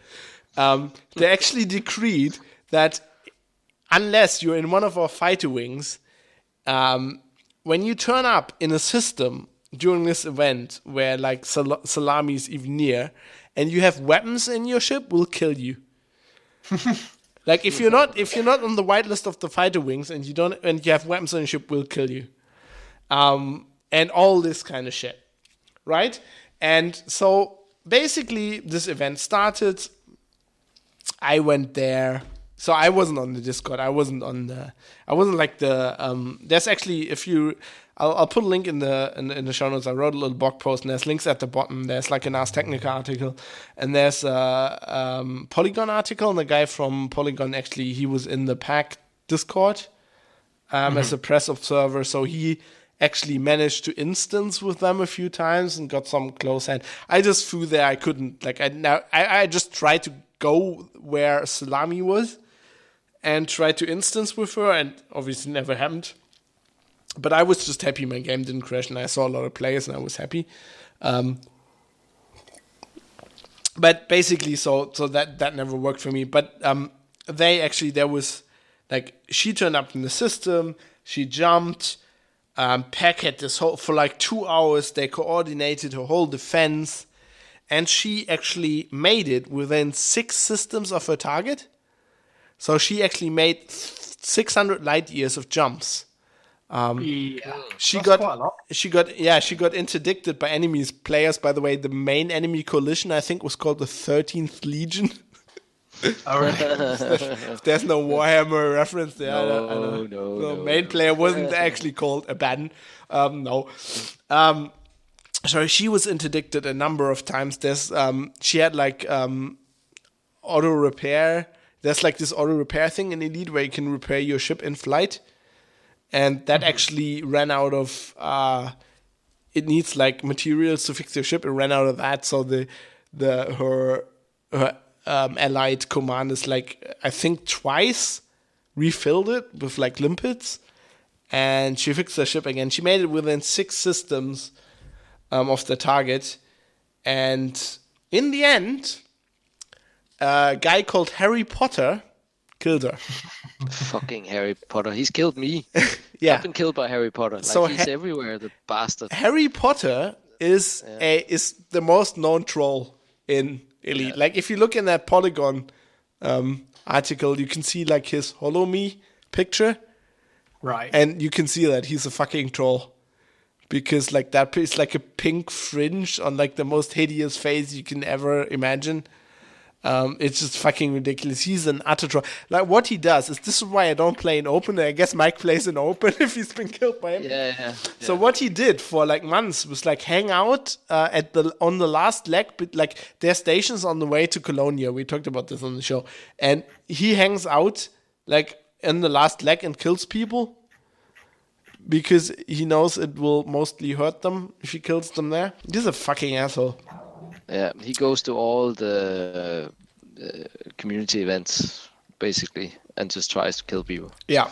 So actually, he just does that for fun. Ars Technica actually interviewed him, and based on that interview, what's interesting is he seems to have gained. So Salomé, yeah, Dave just put the picture in the show notes. My God. I think he just made the most hideous Salomé you can make with the system. Anyway, so Salomé was actually adding, Vega was saying he was adding like certain people to his friends list. And for some reason, like Harry Potter was actually preparing in the defense and he trained noobs and shit. And well, he was like helping with he's part of Smiling Dog Crew, right? And so they were like helping. And so now it comes the real mindfuck. So Salomé added him to a friend list. And if you're on somebody's friend list and you're in open, you can see where they are on the galaxy map. So he just waited till like all her shields were whittled down and then killed her.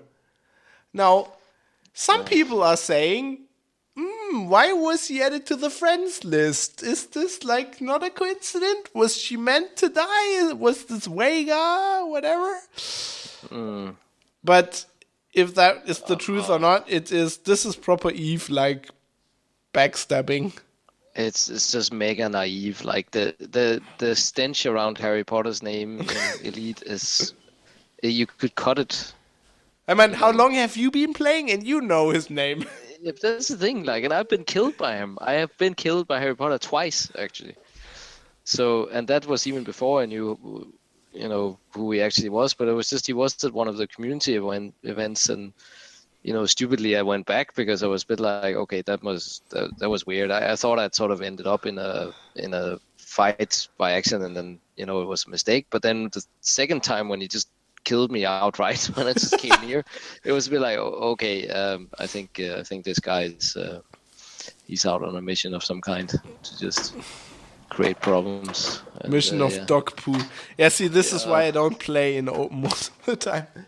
Well, I'm kind of, I know you're saying that's a completely different discussion about Elite, whether to play in open or not, and there's no good answer to it. But I kind of think like, that's the universe, isn't it?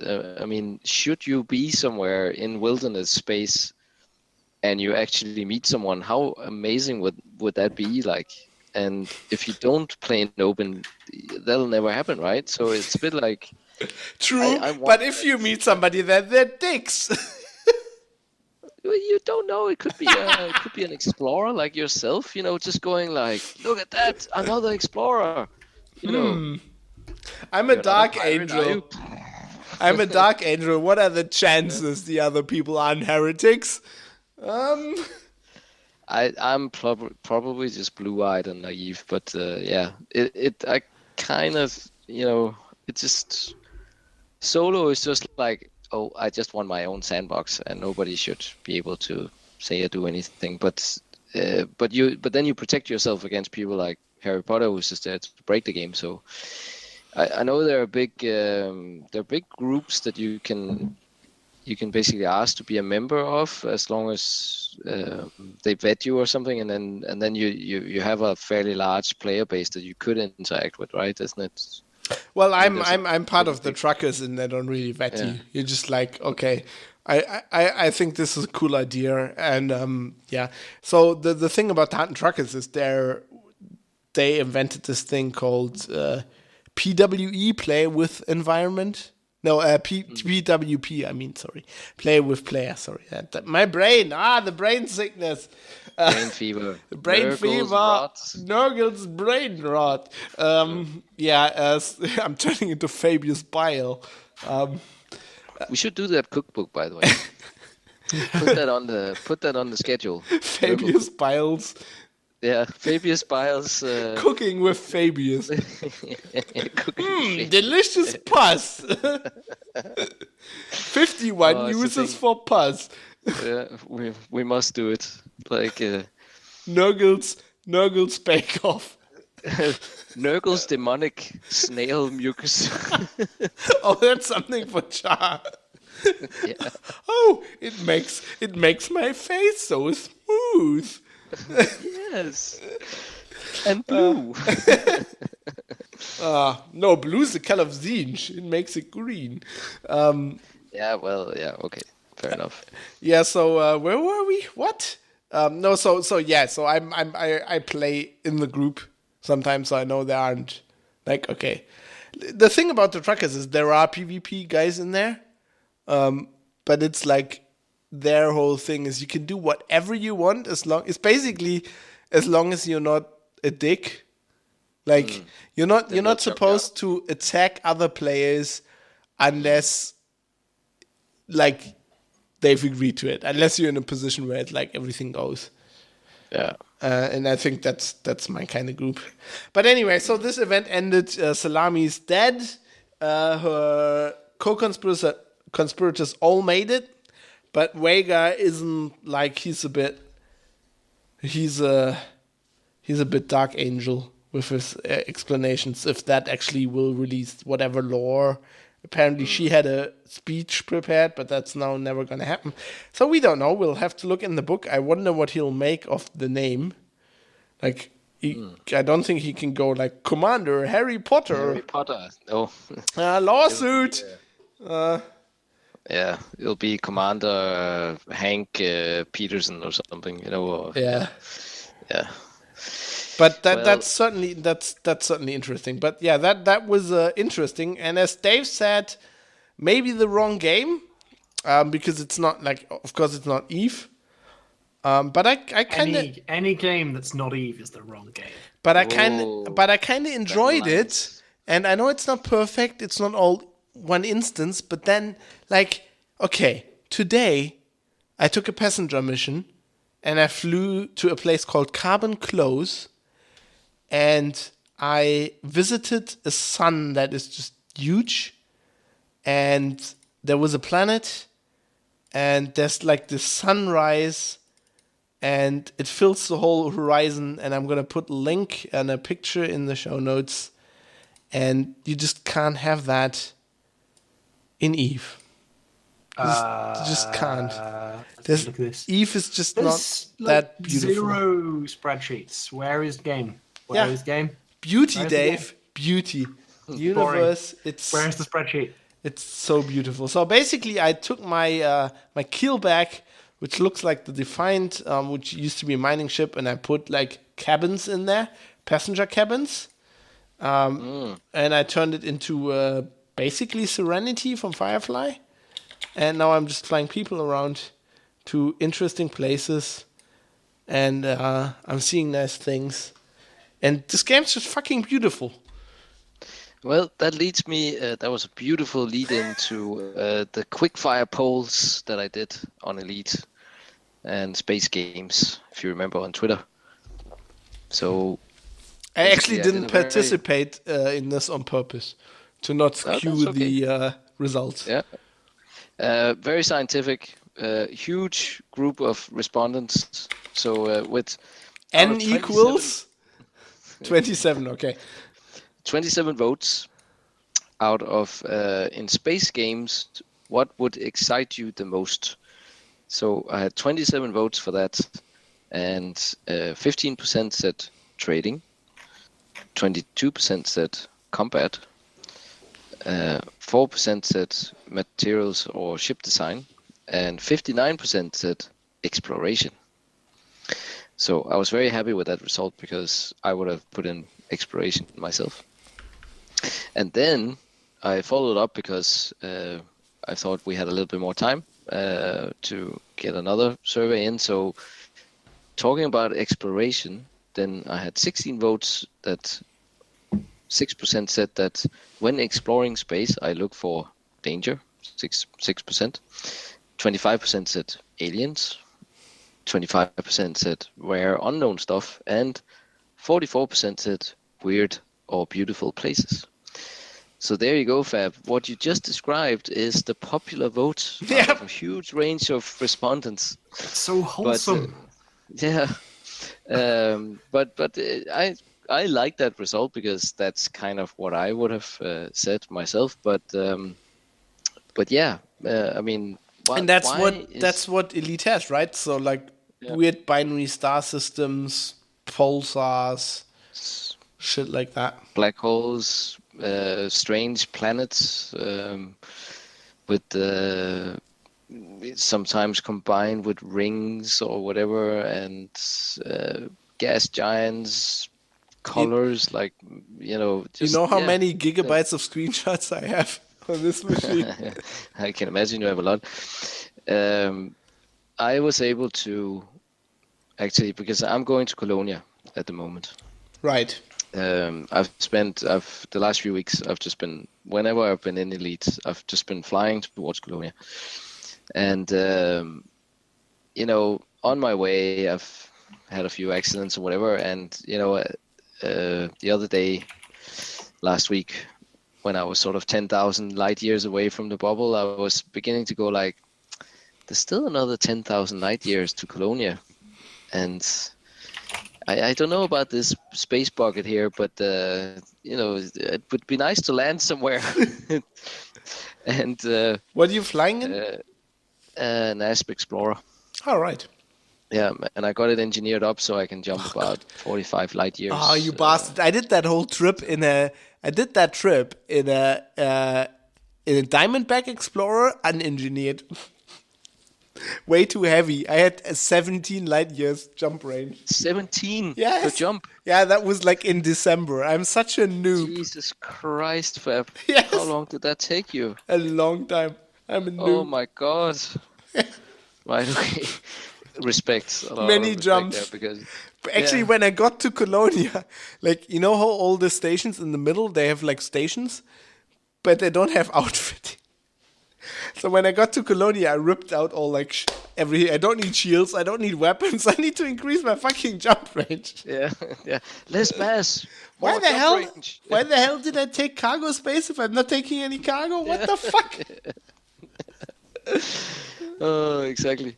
So there I am, sort of midway between the bubble and Colonia, and going.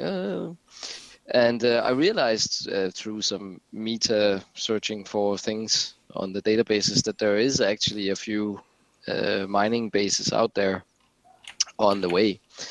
So I was able to land and cash in my exploration data. So take a guess. How much did I earn halfway to Colonia?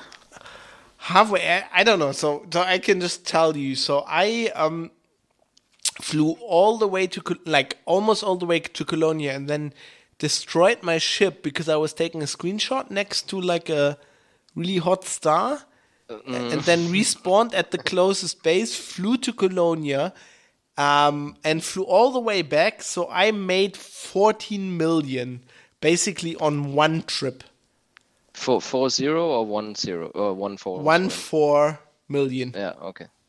Yeah. But I didn't scan like a lot of. I just basically jumped into the system, honked the horn, and jumped out. Yeah. Okay. Yeah. Well, I've been, when I've seen interesting planets, I've gone and detail scanned them. Oh yeah, you made a lot more money then.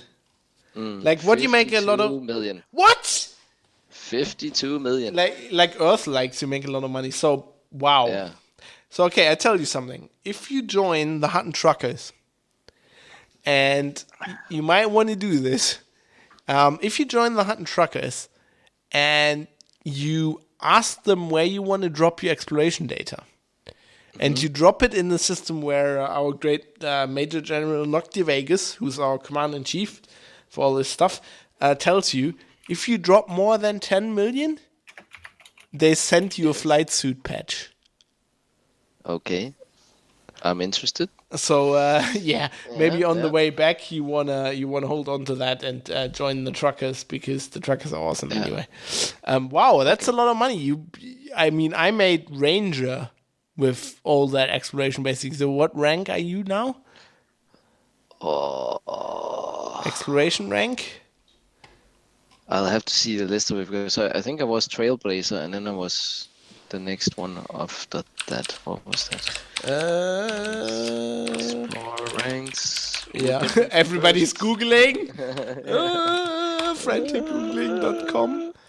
I don't know. I don't know the exploration ranks by. Oh, got the wrong link there. Oh my god, I'm gonna lose. So what? Oh god, I went to the wiki for exploration and it tells me what the ships Yeah, are. I'm getting also somebody okay. help us out there. Ranks are aimless, mostly aimless scout, surveyor, trailblazer, pathfinder, ranger, pioneer, and elite. So profit required for pioneers 58 million.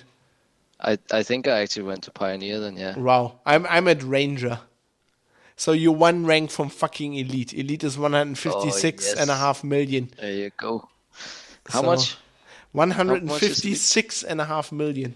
Jesus Christ. Well, you could do that with if I did the same thing going to Colonia and then back to the bubble. Yes. That would Fucking hell, you need to join the truckers, mate. We need you. Right. Okay. A badge or a patch is an offer I can't refuse. So yeah, set me up. I'll get you the details. Yeah. Of the air. Wow, you're exploration machine then. I'm pretty good at it now. I've done a bit of it, but I think poor Dave is getting quiet there in the back. So I think we should move to a more general question. I wanna just can do sightseeing in EVE Online. You can go okay, yeah. around. Convince us. It's less kind of pretty stuff. Like you're not gonna go and see your beautiful sun just yet because the update to the suns hasn't hit the servers yet. But basically, at FanFest they announced that they're making suns and stars look better. So yeah, there's that. But there's kind of cool shit in the lore and player stuff that you can see. So things like someone in my alliance is planning on doing this one where basically it's like 100 or so jumps, which you could probably do like in an afternoon. So there's nothing as big as like what you're talking about, but you can go around, you can see big Titan wrecks from massive fights. There's a couple of like stations that are important in the lore. There's the wreck of the Titan of the previous Empress of the Amar Empire. There's the kind of honor guard of the current one, which is like really pretty. You can go see Old Man Star, which has got a cool bit of lore attached to it about like this badass old dude who helped build the Stargate. There's the Eve Gate, which is like the kind of wormhole that everyone came through from Earth. So there's kind of that kind of thing you can do. But yeah, there's nothing like I will give you that. What this makes me kind of want to go do. Dave, I've seen C-beams glittering off the shoulder of Orion. This had rings, mate. Rings. There's like a planet with rings, and you see the ring, and it looks like from a NASA photo. And then you fly towards it, and you jump out of hyper cruise, and it's just asteroids, and you fly through the. Have you seen like? Oh god! Once I got my video series up, you'll see stuff. It's you can go to moons, and it's got like. They got like canyons that are kilometers deep, and you can fly through the. Oh, it's so good, Mike. Yep, help me out totally here. Agree. No, Space but orgasm. I'll tell you a little story from my trip there that really sort of I still think of it because it was so entertaining. Because obviously when you've flown 10,000 light years, you kind of you get a little bit jaded with the planets. You know, you're just looking for the ones that are interesting or will make you money as an explorer, right? So when they did the new patch, I don't know if it was because of the patch or just sheer chance, whatever, but there was a planet that you could land on, and it had rings. So it wasn't a gas giant, but it was a planet that had, asteroid-built rings around it, and I was like, that must be pretty cool. So, I went to land on that, and I was driving around, just gathering up some minerals and stuff, and obviously this is it's the middle of nowhere. There's for thousands of light years, there's no settlement anywhere nearby, right? And I'm sort of going, oh, okay, I should probably return to my ship. I'm driving around in a little moon buggy, the SRV. And then because the rings are there and they're kind of white, I just noticed a little black dot moving far out in the distance. And I'm like, what was that movement? And I went like, that's just weird. Oh my God, it's Harry Potter. No, but that's the thing. It's Harry Potter. Yeah, he's here to kill me. But I was a bit like, there's no one here. I'm in the middle of nowhere. Yeah.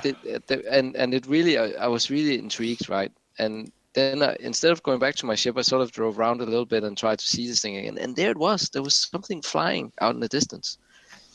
And then I was like, right, okay, I must investigate this because just flying away now, I have to see what this is. So I got my ship to come and collect me. And then I flew over towards the thing. So that's cool, by the way. You can push a button and the ship comes in.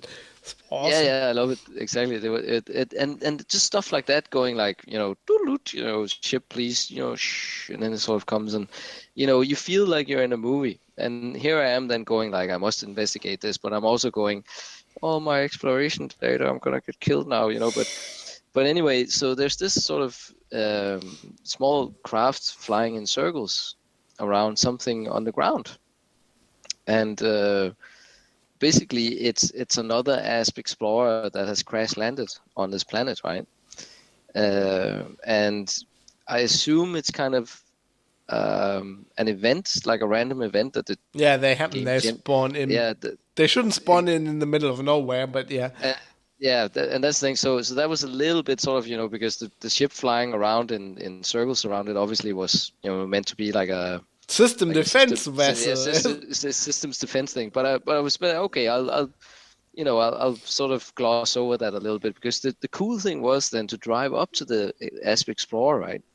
And then it's completely shattered on the ground, but you can pick up some of their cargo, and there were 2 occupied escape pods. and I'm going like, I must save them. I'm not going to pick up the other stuff because, less mass, more jump space, that kind of thing.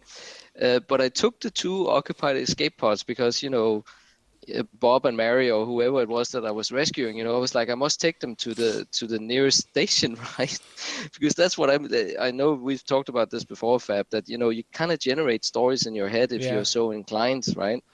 So here I was like, thank God I found them, so I, picked them up in my Explorer, and then I handed them in at the nearest space station there where I sold all my exploration data many days later, right? But in my head I was like, there you go, I've saved you. You're in good hands now. I can rest easy now. I've handed you in. But and it's just stuff like that that really makes it for me. I know it's a random event generated by the game, but it made a really enjoyable game session for me because I was about to wrap things up and go, okay, I'll save my game now. But then I spent another 45 minutes on this. Just because I saw that little speck up, and only because there were rings around that planet, I wouldn't have seen it if it had been a normal planet against the darkness of space, right?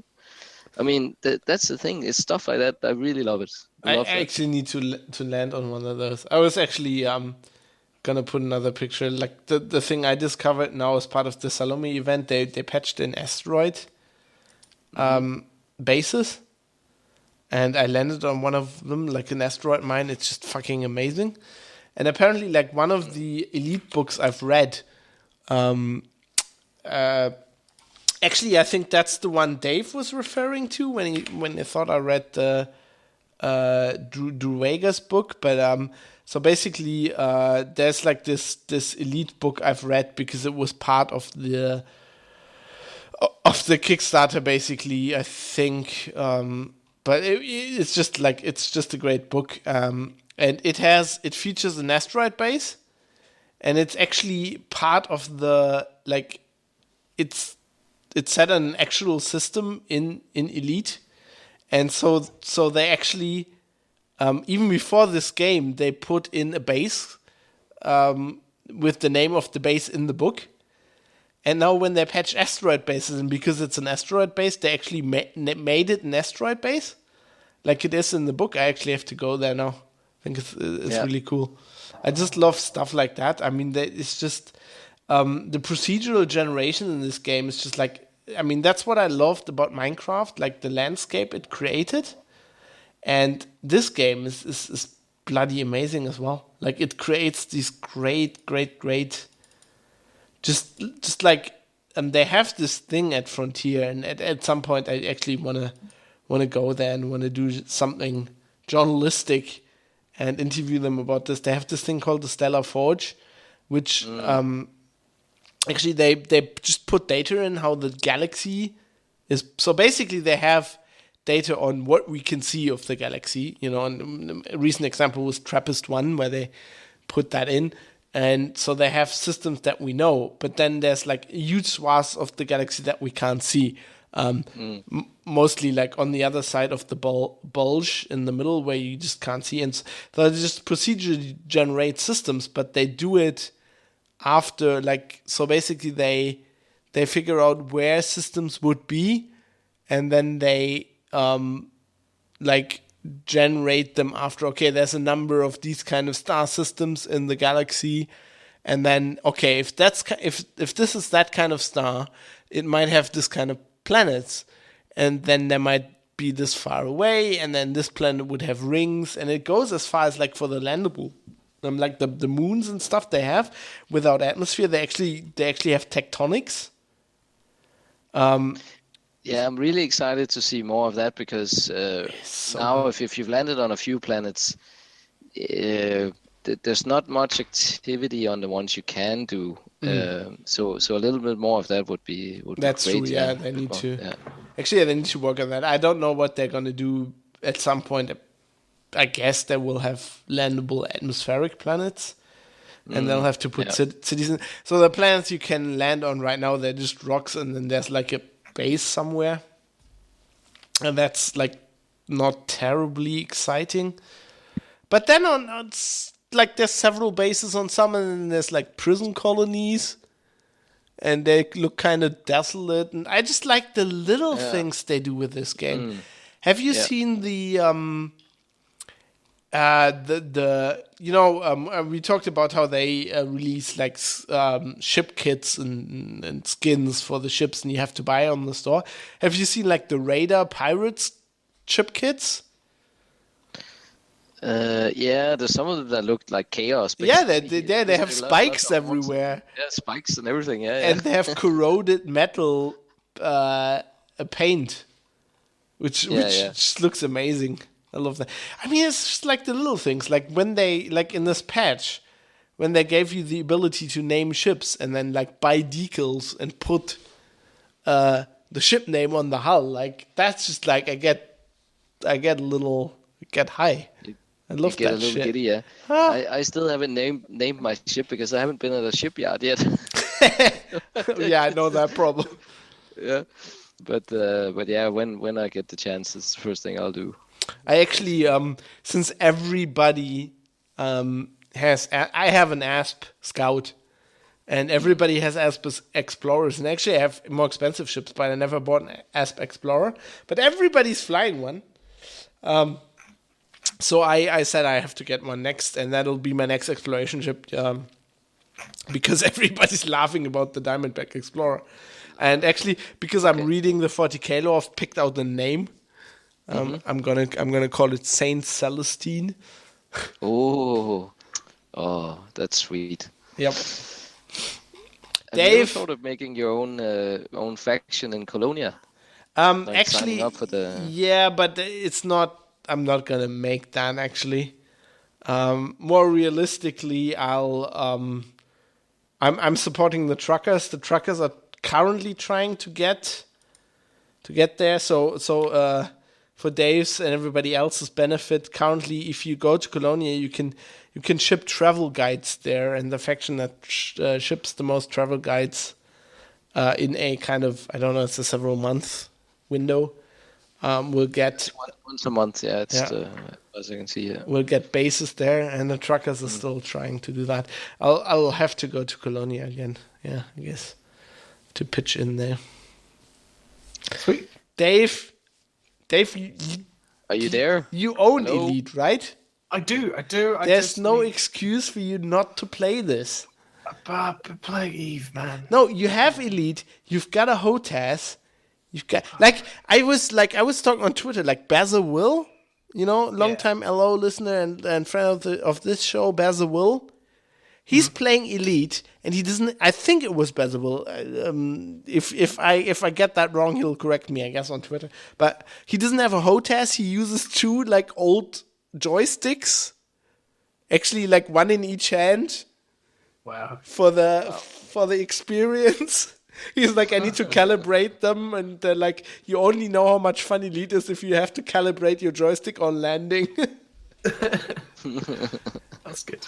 Dave, this is your game. It's got dust in it. It's got space dust. Oh, It's and- so beautiful. And Fab, you have invested in the HCS voice packs as well. haven't you? Yes. So that's another it's- thing. So yeah. you can, with voice attack, you can have voice commands for your ship, and I bought the one. There's several. There's one with John Delancey, William Shatner, several ones. I want to get the Brian Blessed one. Brian Blessed. I was must thinking be- that. Yeah, I was close to buying that. Awesome. Yeah, I went with Brent Spiner, which is data from Next Generation, and you can just go scan this system, and it's awesome. Although I had to I turn it off when Katie's here on the weekends, because she will say things I don't use headsets because I hate them. I just use my podcasting setup. And sometimes she says things, and Vega will think Katie gave Self-destructing. Yeah. In 10 seconds. No. No. You can actually jettison cargo as a command, but I disabled that because sometimes it misunderstands you. Oh, that's awesome. You can have Brent Spiner tell you stories.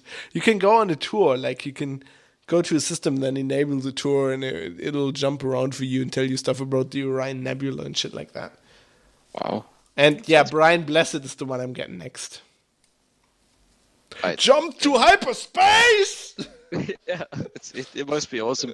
I took the Eden one because I don't know, it just looked interesting, but it's cool. But I think I'd like to try some of the other voices as well when I have the money for it. They're a real cool company as well. They do a lot of stuff with special what's that charity? I don't know.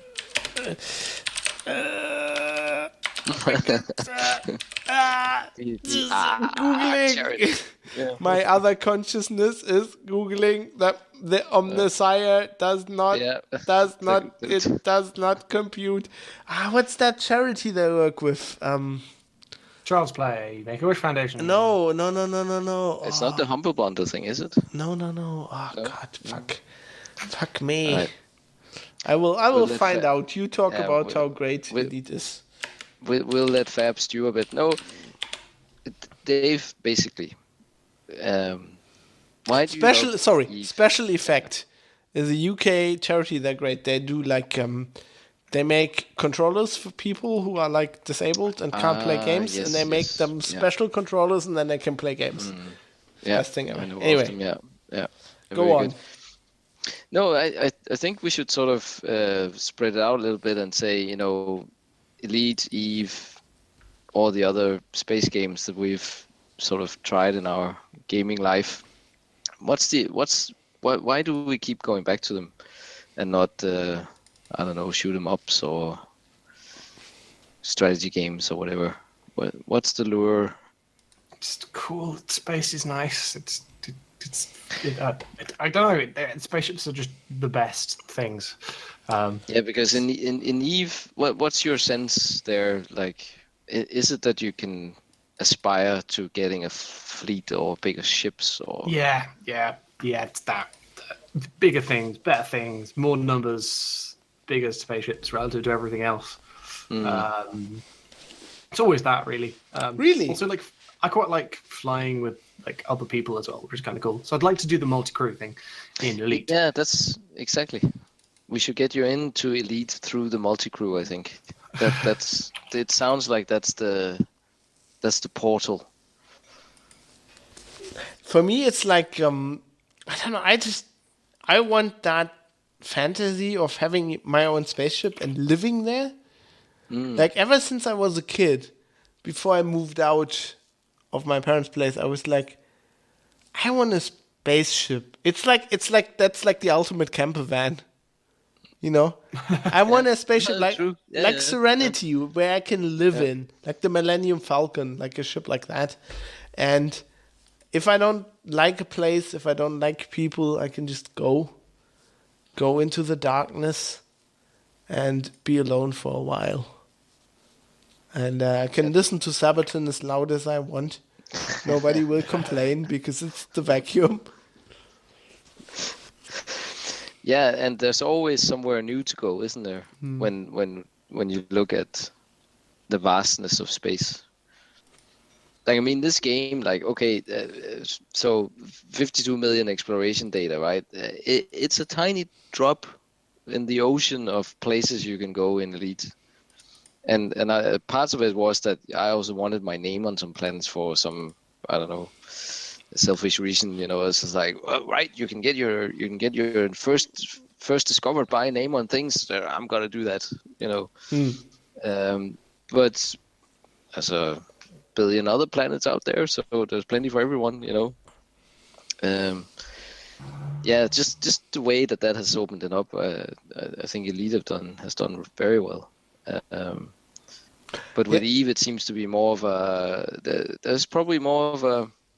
It is necessary to be part of a community in Eve. Yeah, Eve is more social, I feel, because it's one instance, and Elite is by like that whole like instance thing, which like when an event like the Salomé event is going on, it's like a downside, but it's generally because they've just built the galaxy in scale, and they've studied astrophysics, so he knows. He's the one of us who knows what that scale is like. It's very unlikely. It's very unlikely that you run into Harry Potter if you're out in the middle of fucking nowhere. So Eve feels more like it's very like the whole corporation thing. It's very much social and politics and intertwined things, whereas Elite is, once you get out of the bubble, you're basically alone. And even in the bubble, like even in a star system, if you go, like even if you play an open, if you're in a star system, if you go like 1,000 light seconds out from like the central planets, there's basically nothing going on there, and you can, like, especially like if you're mining, if there's like a planetary ring, right? There's like this resource extraction sites, and if you go there, there's pirates, there's police, there's other miners. But if you just go somewhere on the ring, like just like, I don't know, few million kilometers to one side or the other, there's nothing there anymore, and you're just on your own. And I just love that. And I think Elite can span all of those different needs, you know, and you can quite comfortably play a community game or a solo I go where I want game, and it won't really matter, you know. You can happily truck along doing that in the game. So I mean, it's a strength and a weakness, I guess. Yeah, I'm waiting. I'm really waiting for the player. Like there are right now, as we talked about, there are player groups, but they're not within the game. They're organized outside the game on forums, Discord, websites, and Eve has inbuilt corporations, clans, basically. Yeah. And I'm waiting for Elite to get that, and I'm thinking it's just a matter of time. I don't think the infrastructure they build necessarily precludes that, although I don't know. It's kind of wishful thinking. But I feel like that's a next step. They even if that's not the next thing they do, they will go to at some point. But the Colonia area is kind of open for that, isn't it? That it's not influenced by any of the major superpowers. It is independent, isn't it? And you could imagine that if it sort of became a second bubble, that's where you could set up in-game. Well, not even Colonia. I mean, if you see the truckers, we own 15 systems, and so even though it's an outside the game player group, there is a faction in the game called the Hutton Truckers Cooperative. So if you go to Alpha Centauri, you will see we own that system. And we are trying as a group to influence the background simulation by dropping, as I told you, by dropping exploration data in our systems, by hunting for bounties in our systems when there are certain faction states. We try to influence the background simulation so that we keep ownership of these systems. And we're not the only. I mean, it's lots of other groups like Mobius. I think the Smiling Dog Crew owns systems. So there are. It's just not formalized as in Eve, where they are basically in Elite. It's if there's a big outside player group, then the devs at Frontier will manually put them into the game, and it's not direct influence. We can't say we want to do that. The only thing we can do is we can try to expand to a system by basically massaging the background simulation, by basically selling stuff or hunting bounties in certain systems. That's what basically the Hunting Truckers have a huge Facebook group. That's what Nocti Vegas, that's what he does. We have people in all the systems we own who report back our percentage. There's a faction percentage you can see in the game, and they report that back. And so he has huge spreadsheets which says all our faction percentage. And then we try to we've learned over months or years, they've learned what you need to do to improve your percentage and whatever in certain states. So if there's a war, you need to do that. If there's an outbreak, you need to do that. And it feels like the same thing that's going on in Eve, but very rudimentary. And it feels like they just need to get those systems into the game properly. Yeah, but if you need the hero of wilderness space to come flying in with loads of big data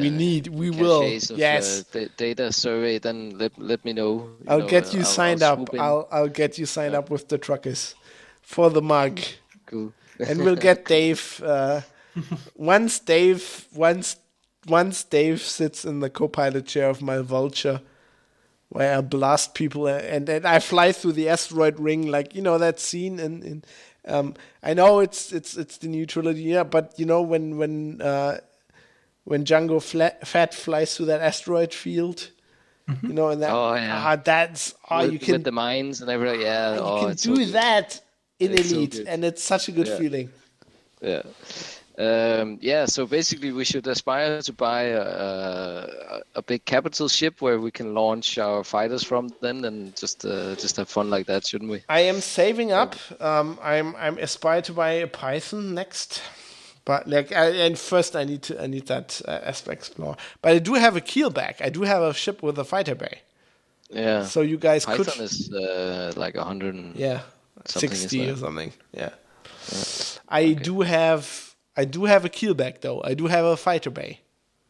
So you guys could join me there. So can other people log into your keelback then? Yes. So basically, because it's Salomé, you could even from Colonia, you could just join me right now. And you could just be my fighter pilot. But if I met your ship somewhere and you didn't have your fighter bay full, could I fly my ship into your fighter bay?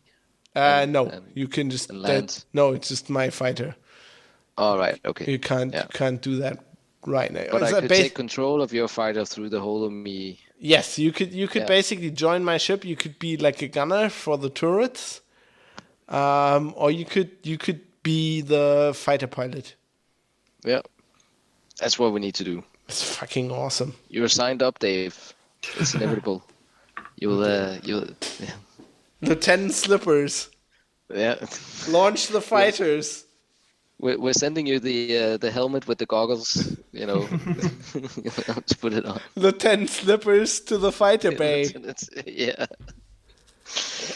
Is it now time? Is Mike drunk enough to read funny Danish words? I'm beginning to think I should have my Turkish pure shot here. What is this? Yes. So Hot and sweet, apparently. it's hot and sweet. It's a licorice shot. Oh no! We have this. no. We have this candy over here called sounds amazing. Turkish pure, which is. It's Turkish pepper.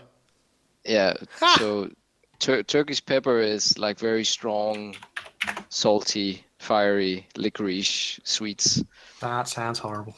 married with vodka. Oh, that sounds So, amazing. Can you bring so, that to Dublin? I could actually, yeah. I should be able to buy it in the airport when I go home. Yeah, that's the Please deal. do. I'll bring home some Turkish pure vodka, and right now I'm gonna have a shot of it before I attempt to speak my native language. So bear with me here. Ah, God.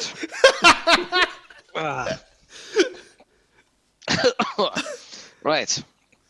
So we had a request.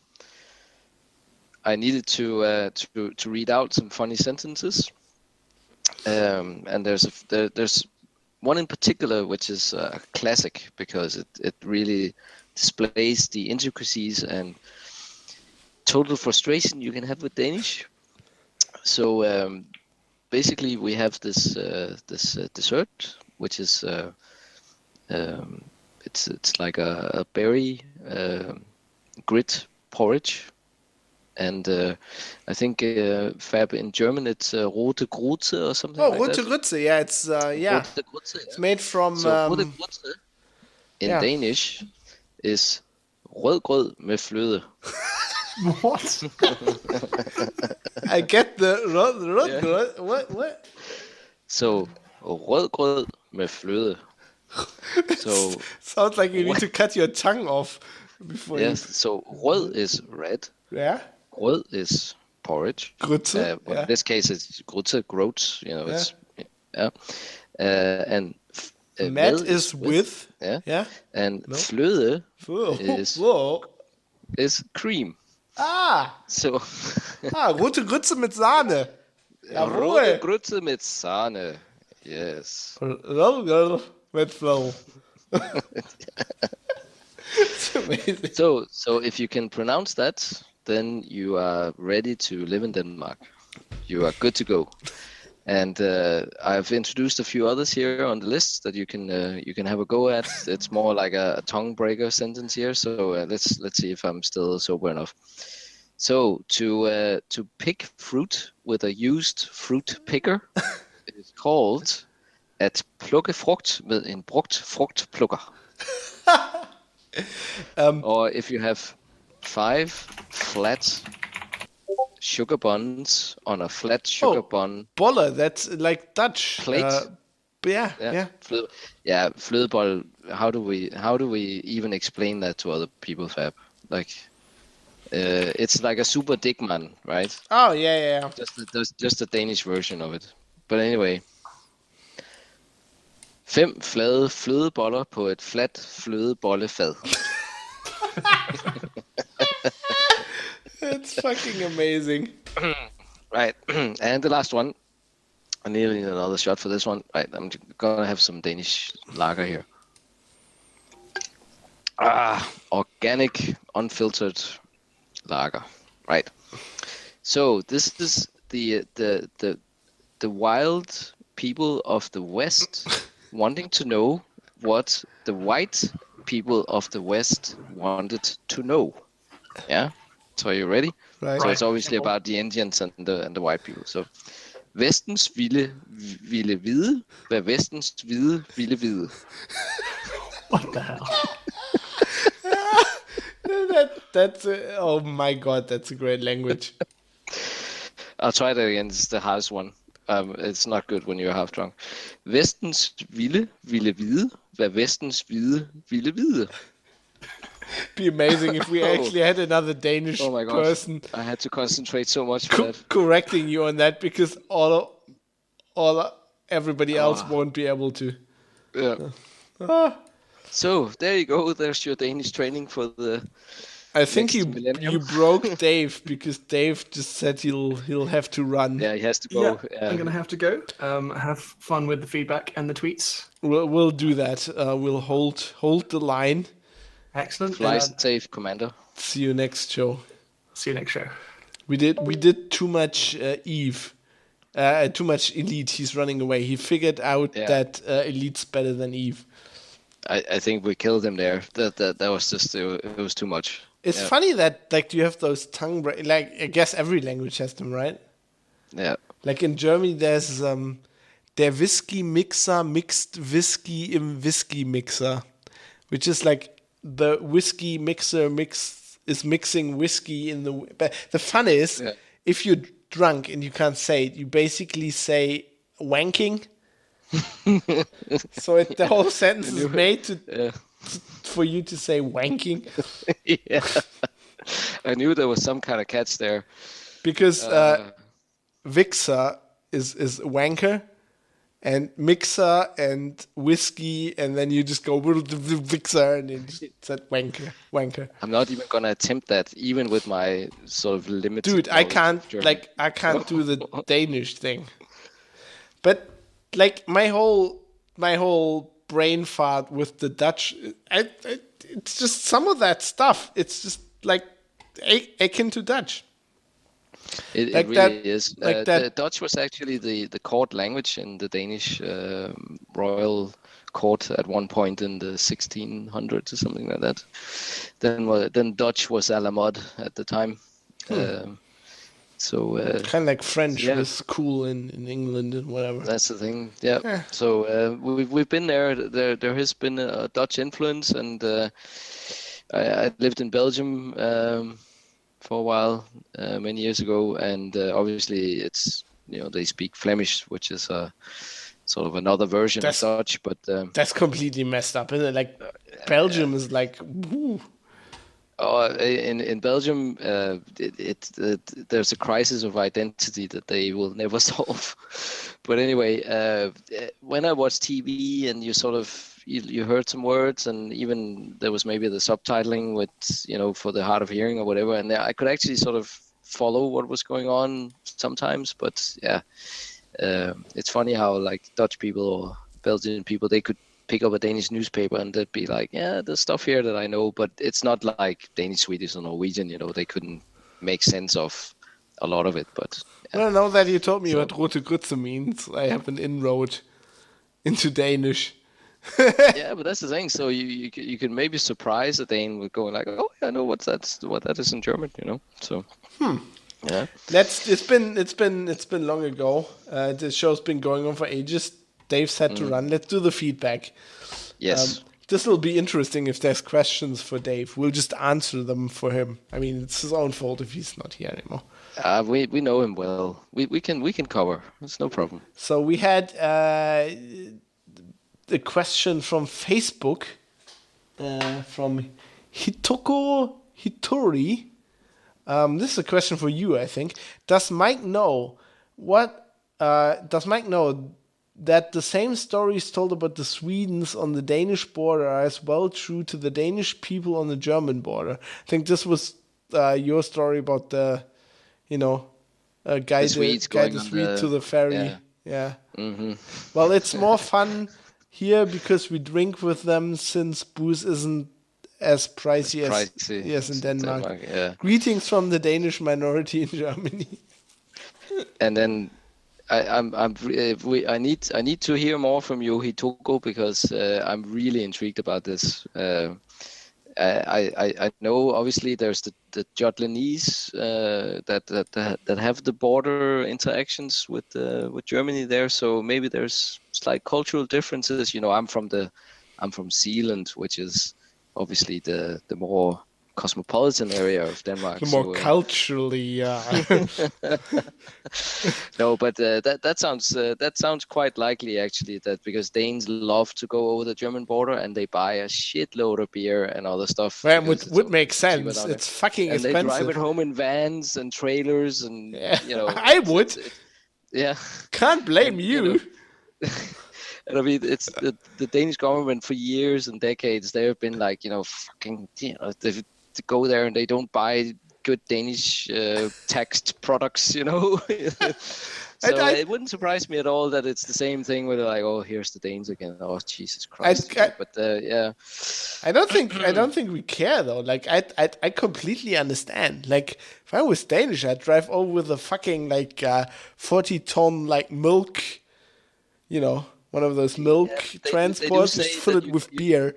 You can bring stuff for your own consumption, Fab. Well, so I know you do well, but I'll get through that in a year, officer. I don't know your problem. I'll be back next year. Yeah. You haven't seen me drink.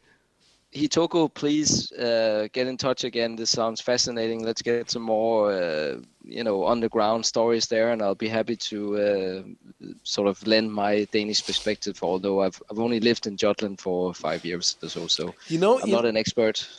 They're a different breed over there. I have family there. I love them, but they're different. Sounds like me and the Bavarians. They're just completely different. Exactly. You know what I didn't get about Denmark when we were there over on holiday? Apparently, all the holiday houses, flats, whatever, they're you can only rent them over the week. There's one day. It's Saturday to Saturday.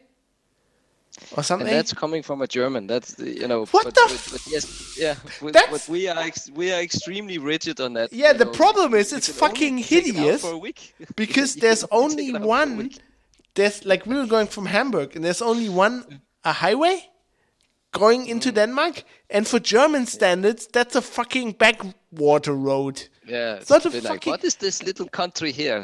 Seriously, we were because you only have one autobahn. Because everybody, how do you say Fanø? Fanø. Because we were driving back from Fanø, and everybody else was, and we were in a fucking traffic jam all the way to Hamburg, not even to the German border, because what the fuck? At least if you force everybody to quit the holiday on the same day, at least build a fucking highway that can take all the traffic. Oh, I know what you mean now. Oh. Yes, we have the industrial holiday in July. Is that the one that you're thinking of? I mean, no, this was in January. We were there on over the New Year's. Right. But okay. It was bad enough. We were lucky because we got out quite early because the power would cut out on the island. And then we were like, fuck off, we're going to leave. And we took the second ferry. And we were already in a huge traffic jam on the ferry. And then if we had gotten up later, we later learned there were people waiting 4 hours to get on the fucking ferry. You're just never coming back, are you? No, I loved it. It was great. I just hear it now, it was shit infrastructure. There was no 4-lane motorway, dude, and the power cut out all the time. Actually, I loved it. It was just out there. It was kind of like the wilderness space in Elite. It's kind of nobody there. Fanø is. I have a colleague actually who works from home on Fanø, and sometimes he's in the same office that I'm in, and that is a very particular culture, even in the city of Esbjerg, which is close to the people from Fanø. But this guy, he's like an amazing sailor. No, but this guy's an amazing sailor, right? He instructed people to sail and things like that, and now he's doing ship-related documents, things or whatever. But they're very cool in their own way over there. But you're right, it's out there. It's the outback. All I'm saying, next time I'm gonna take a Horus Heresy book so I can read it in the fucking traffic jam. Like a hard copy, non-electronic. Yeah, because you want the fucking power to recharge the Kindle. We've got, by the way, we've had red alert. We've got 22 minutes to go on the recording. Yes, This is. I will let you go on to the next one. No, it's not. It's not like you're holding me up. This is. Mentioning no names. So let's do the Twitter stuff. We had feedback from Dave Allen, who we love, who's sitting there in his control room of a nuclear power plant, slightly scary, listening to Geek News Radio. Quick question: what's Mars Effect, and why are you talking about it alongside discussion about Mass Effect? I think he's making fun of my accent, the bastard. That's not nice. We wouldn't do that at all on this show. No, not at all. No. Similar to this topic, we had a show about Mass Effect, and then basically a friend of the show, Rob, is listening to the show, and I asked Dave what was the deal about the ending, and he didn't know. So basically, Rob has this habit of listening to the show and tweeting while he's listening. So he's basically explaining what the actual ending was in his tweets, and then blah blah blah, red, green, blue, and that's what it means. And then his last tweet is, and Fab just Googled it. Yeah, that was when I Googled the ending. I just love that. I like when people are tweeting along. I do that sometimes. I send feedback. Have you ever considered doing a live session where? Sorry, you cut out. Or something, Sorry, you cut out there. Where we do what?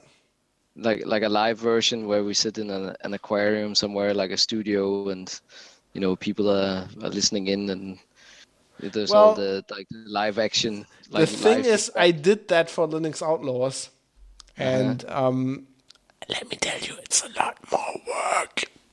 All right, okay, we don't want that.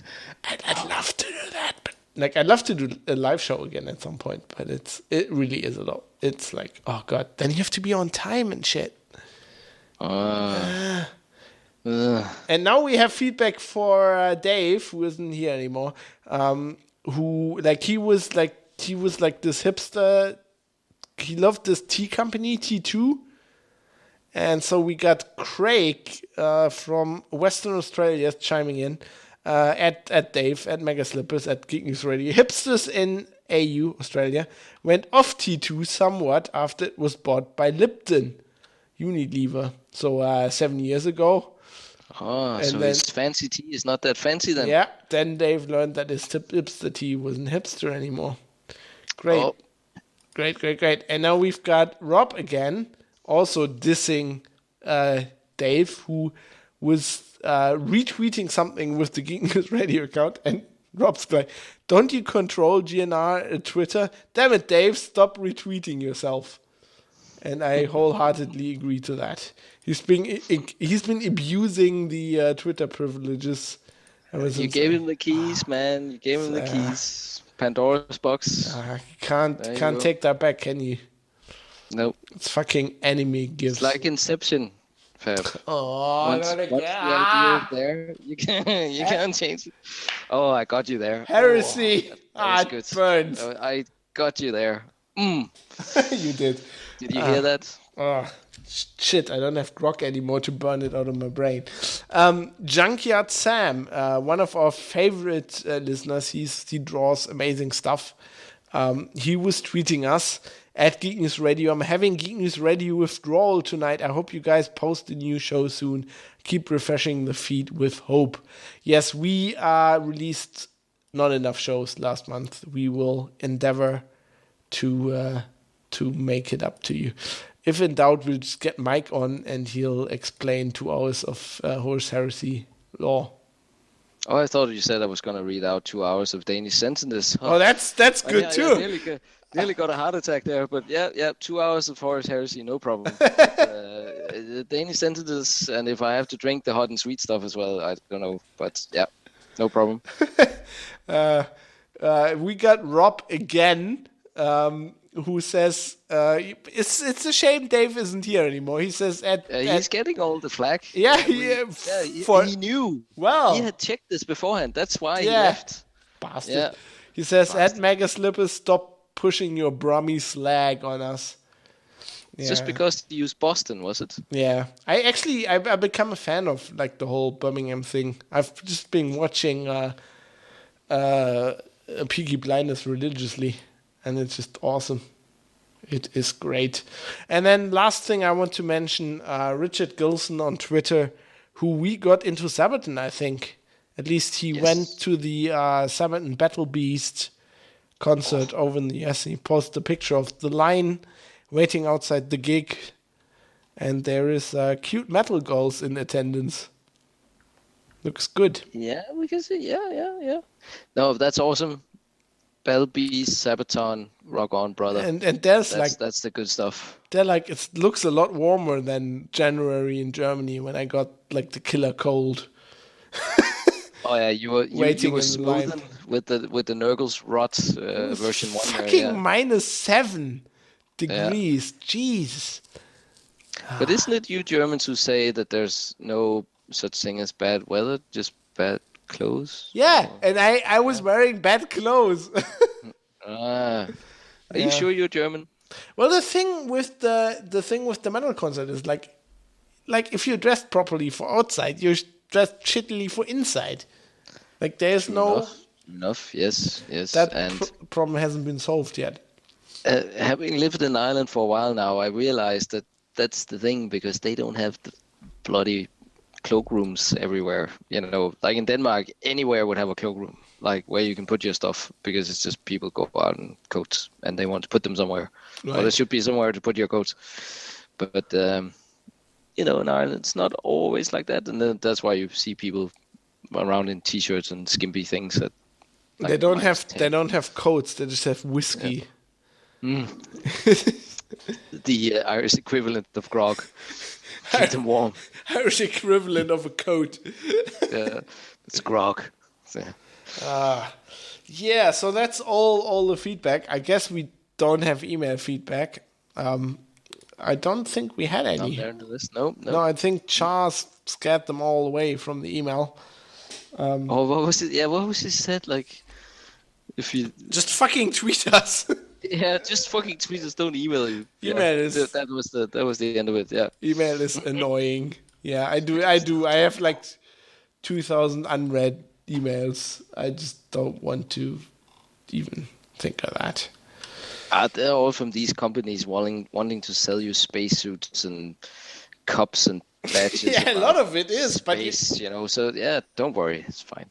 A lot of it is, but you have to kind of filter through it, and then it's like this. Oh, look, it's an elite newsletter. Oh, they have new Starship skins. Oh, I just bought them. Oh my god.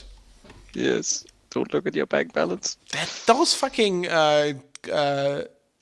chaos things. The spiky. Next time you're gonna show up in your spiky chaos ship, aren't you? My spiky cobra. They look cool. Yeah.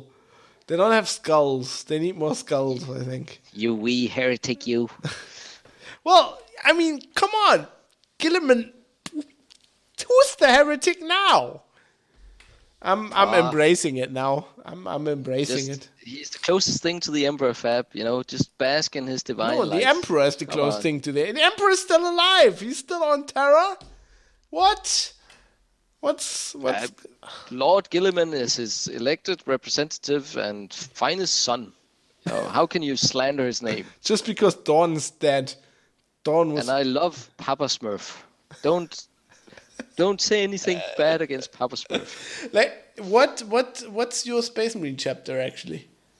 You know what? This is I don't want to take any more time, but it is also. It's been 3 hours. Actually, it is. Oh fuck! And you know what? It's because 20 years ago, when I started on this hobby, or even 22 years ago, 23. The bloody blood angels were so popular, right? They were everywhere. Bloody angels. And I was a bit like, okay, I'm going to have something else than the bloody blood angels.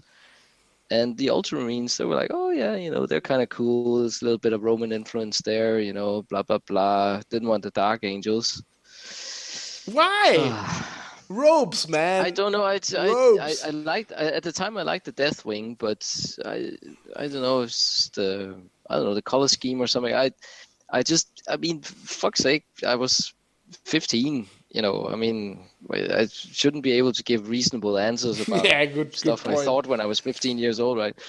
But anyway, I like so blue. at the time, they weren't the main chapter because they hadn't advanced the fluff to this point, right? And then all of a sudden, while I'm in, hyper sleep and not actually doing anything with my bloody stuff, then they become the main vanilla chapter, right? And it's just so. But I have to stick with it. It's like a football team, you know. You can't sort of unchoose your I chapter know. just because completely. stuff, right? I understand that. I would get completely annoyed if the Dark Angels were suddenly like the vanilla chapter. That would be shit. Like, the reason I chose Dark Angels is because they're edgy and off the beaten path, per definition. Yeah. So there you go. Very short story of that, but That's a good reason. Yeah, I suffer. Yes. Yeah. Just wait I till wish I had chosen Space Wolves, but they were just. No, actually, I'm with the Ultramarines there. You with? Yeah. Compared to the Space Wolves, yeah, they're way cooler. Fucking wolf pelts everywhere. Although when you did all that Danish, that kind of sounds like Fenrisian.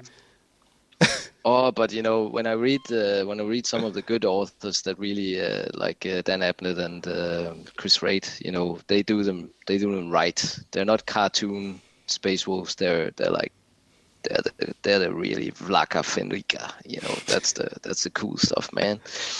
But anyway, we can talk more about this. We should wrap this up. It's been like 3 fucking hours. The poor listeners. Dave really went sorry. down ages ago with several bolt rounds to the head. It's like Kisco and Joshua again. We've gone 12 rounds and Yep. there are only a few people standing. If you made They it, went down. if you made it to this point, you deserve a fucking medal.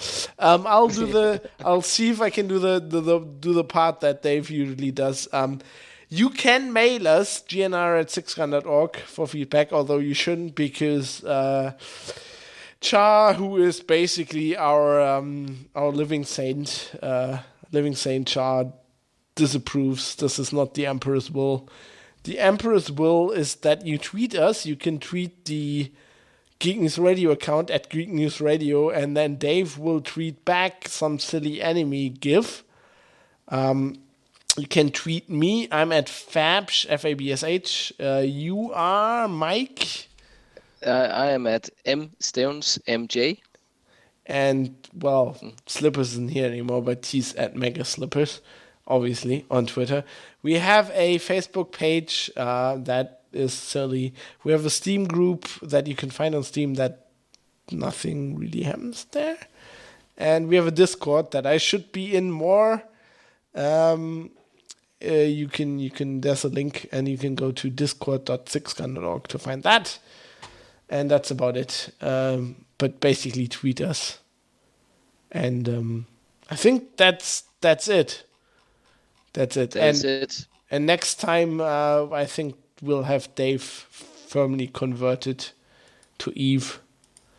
To Elite. Sorry, and don't forget that silly Eve stuff.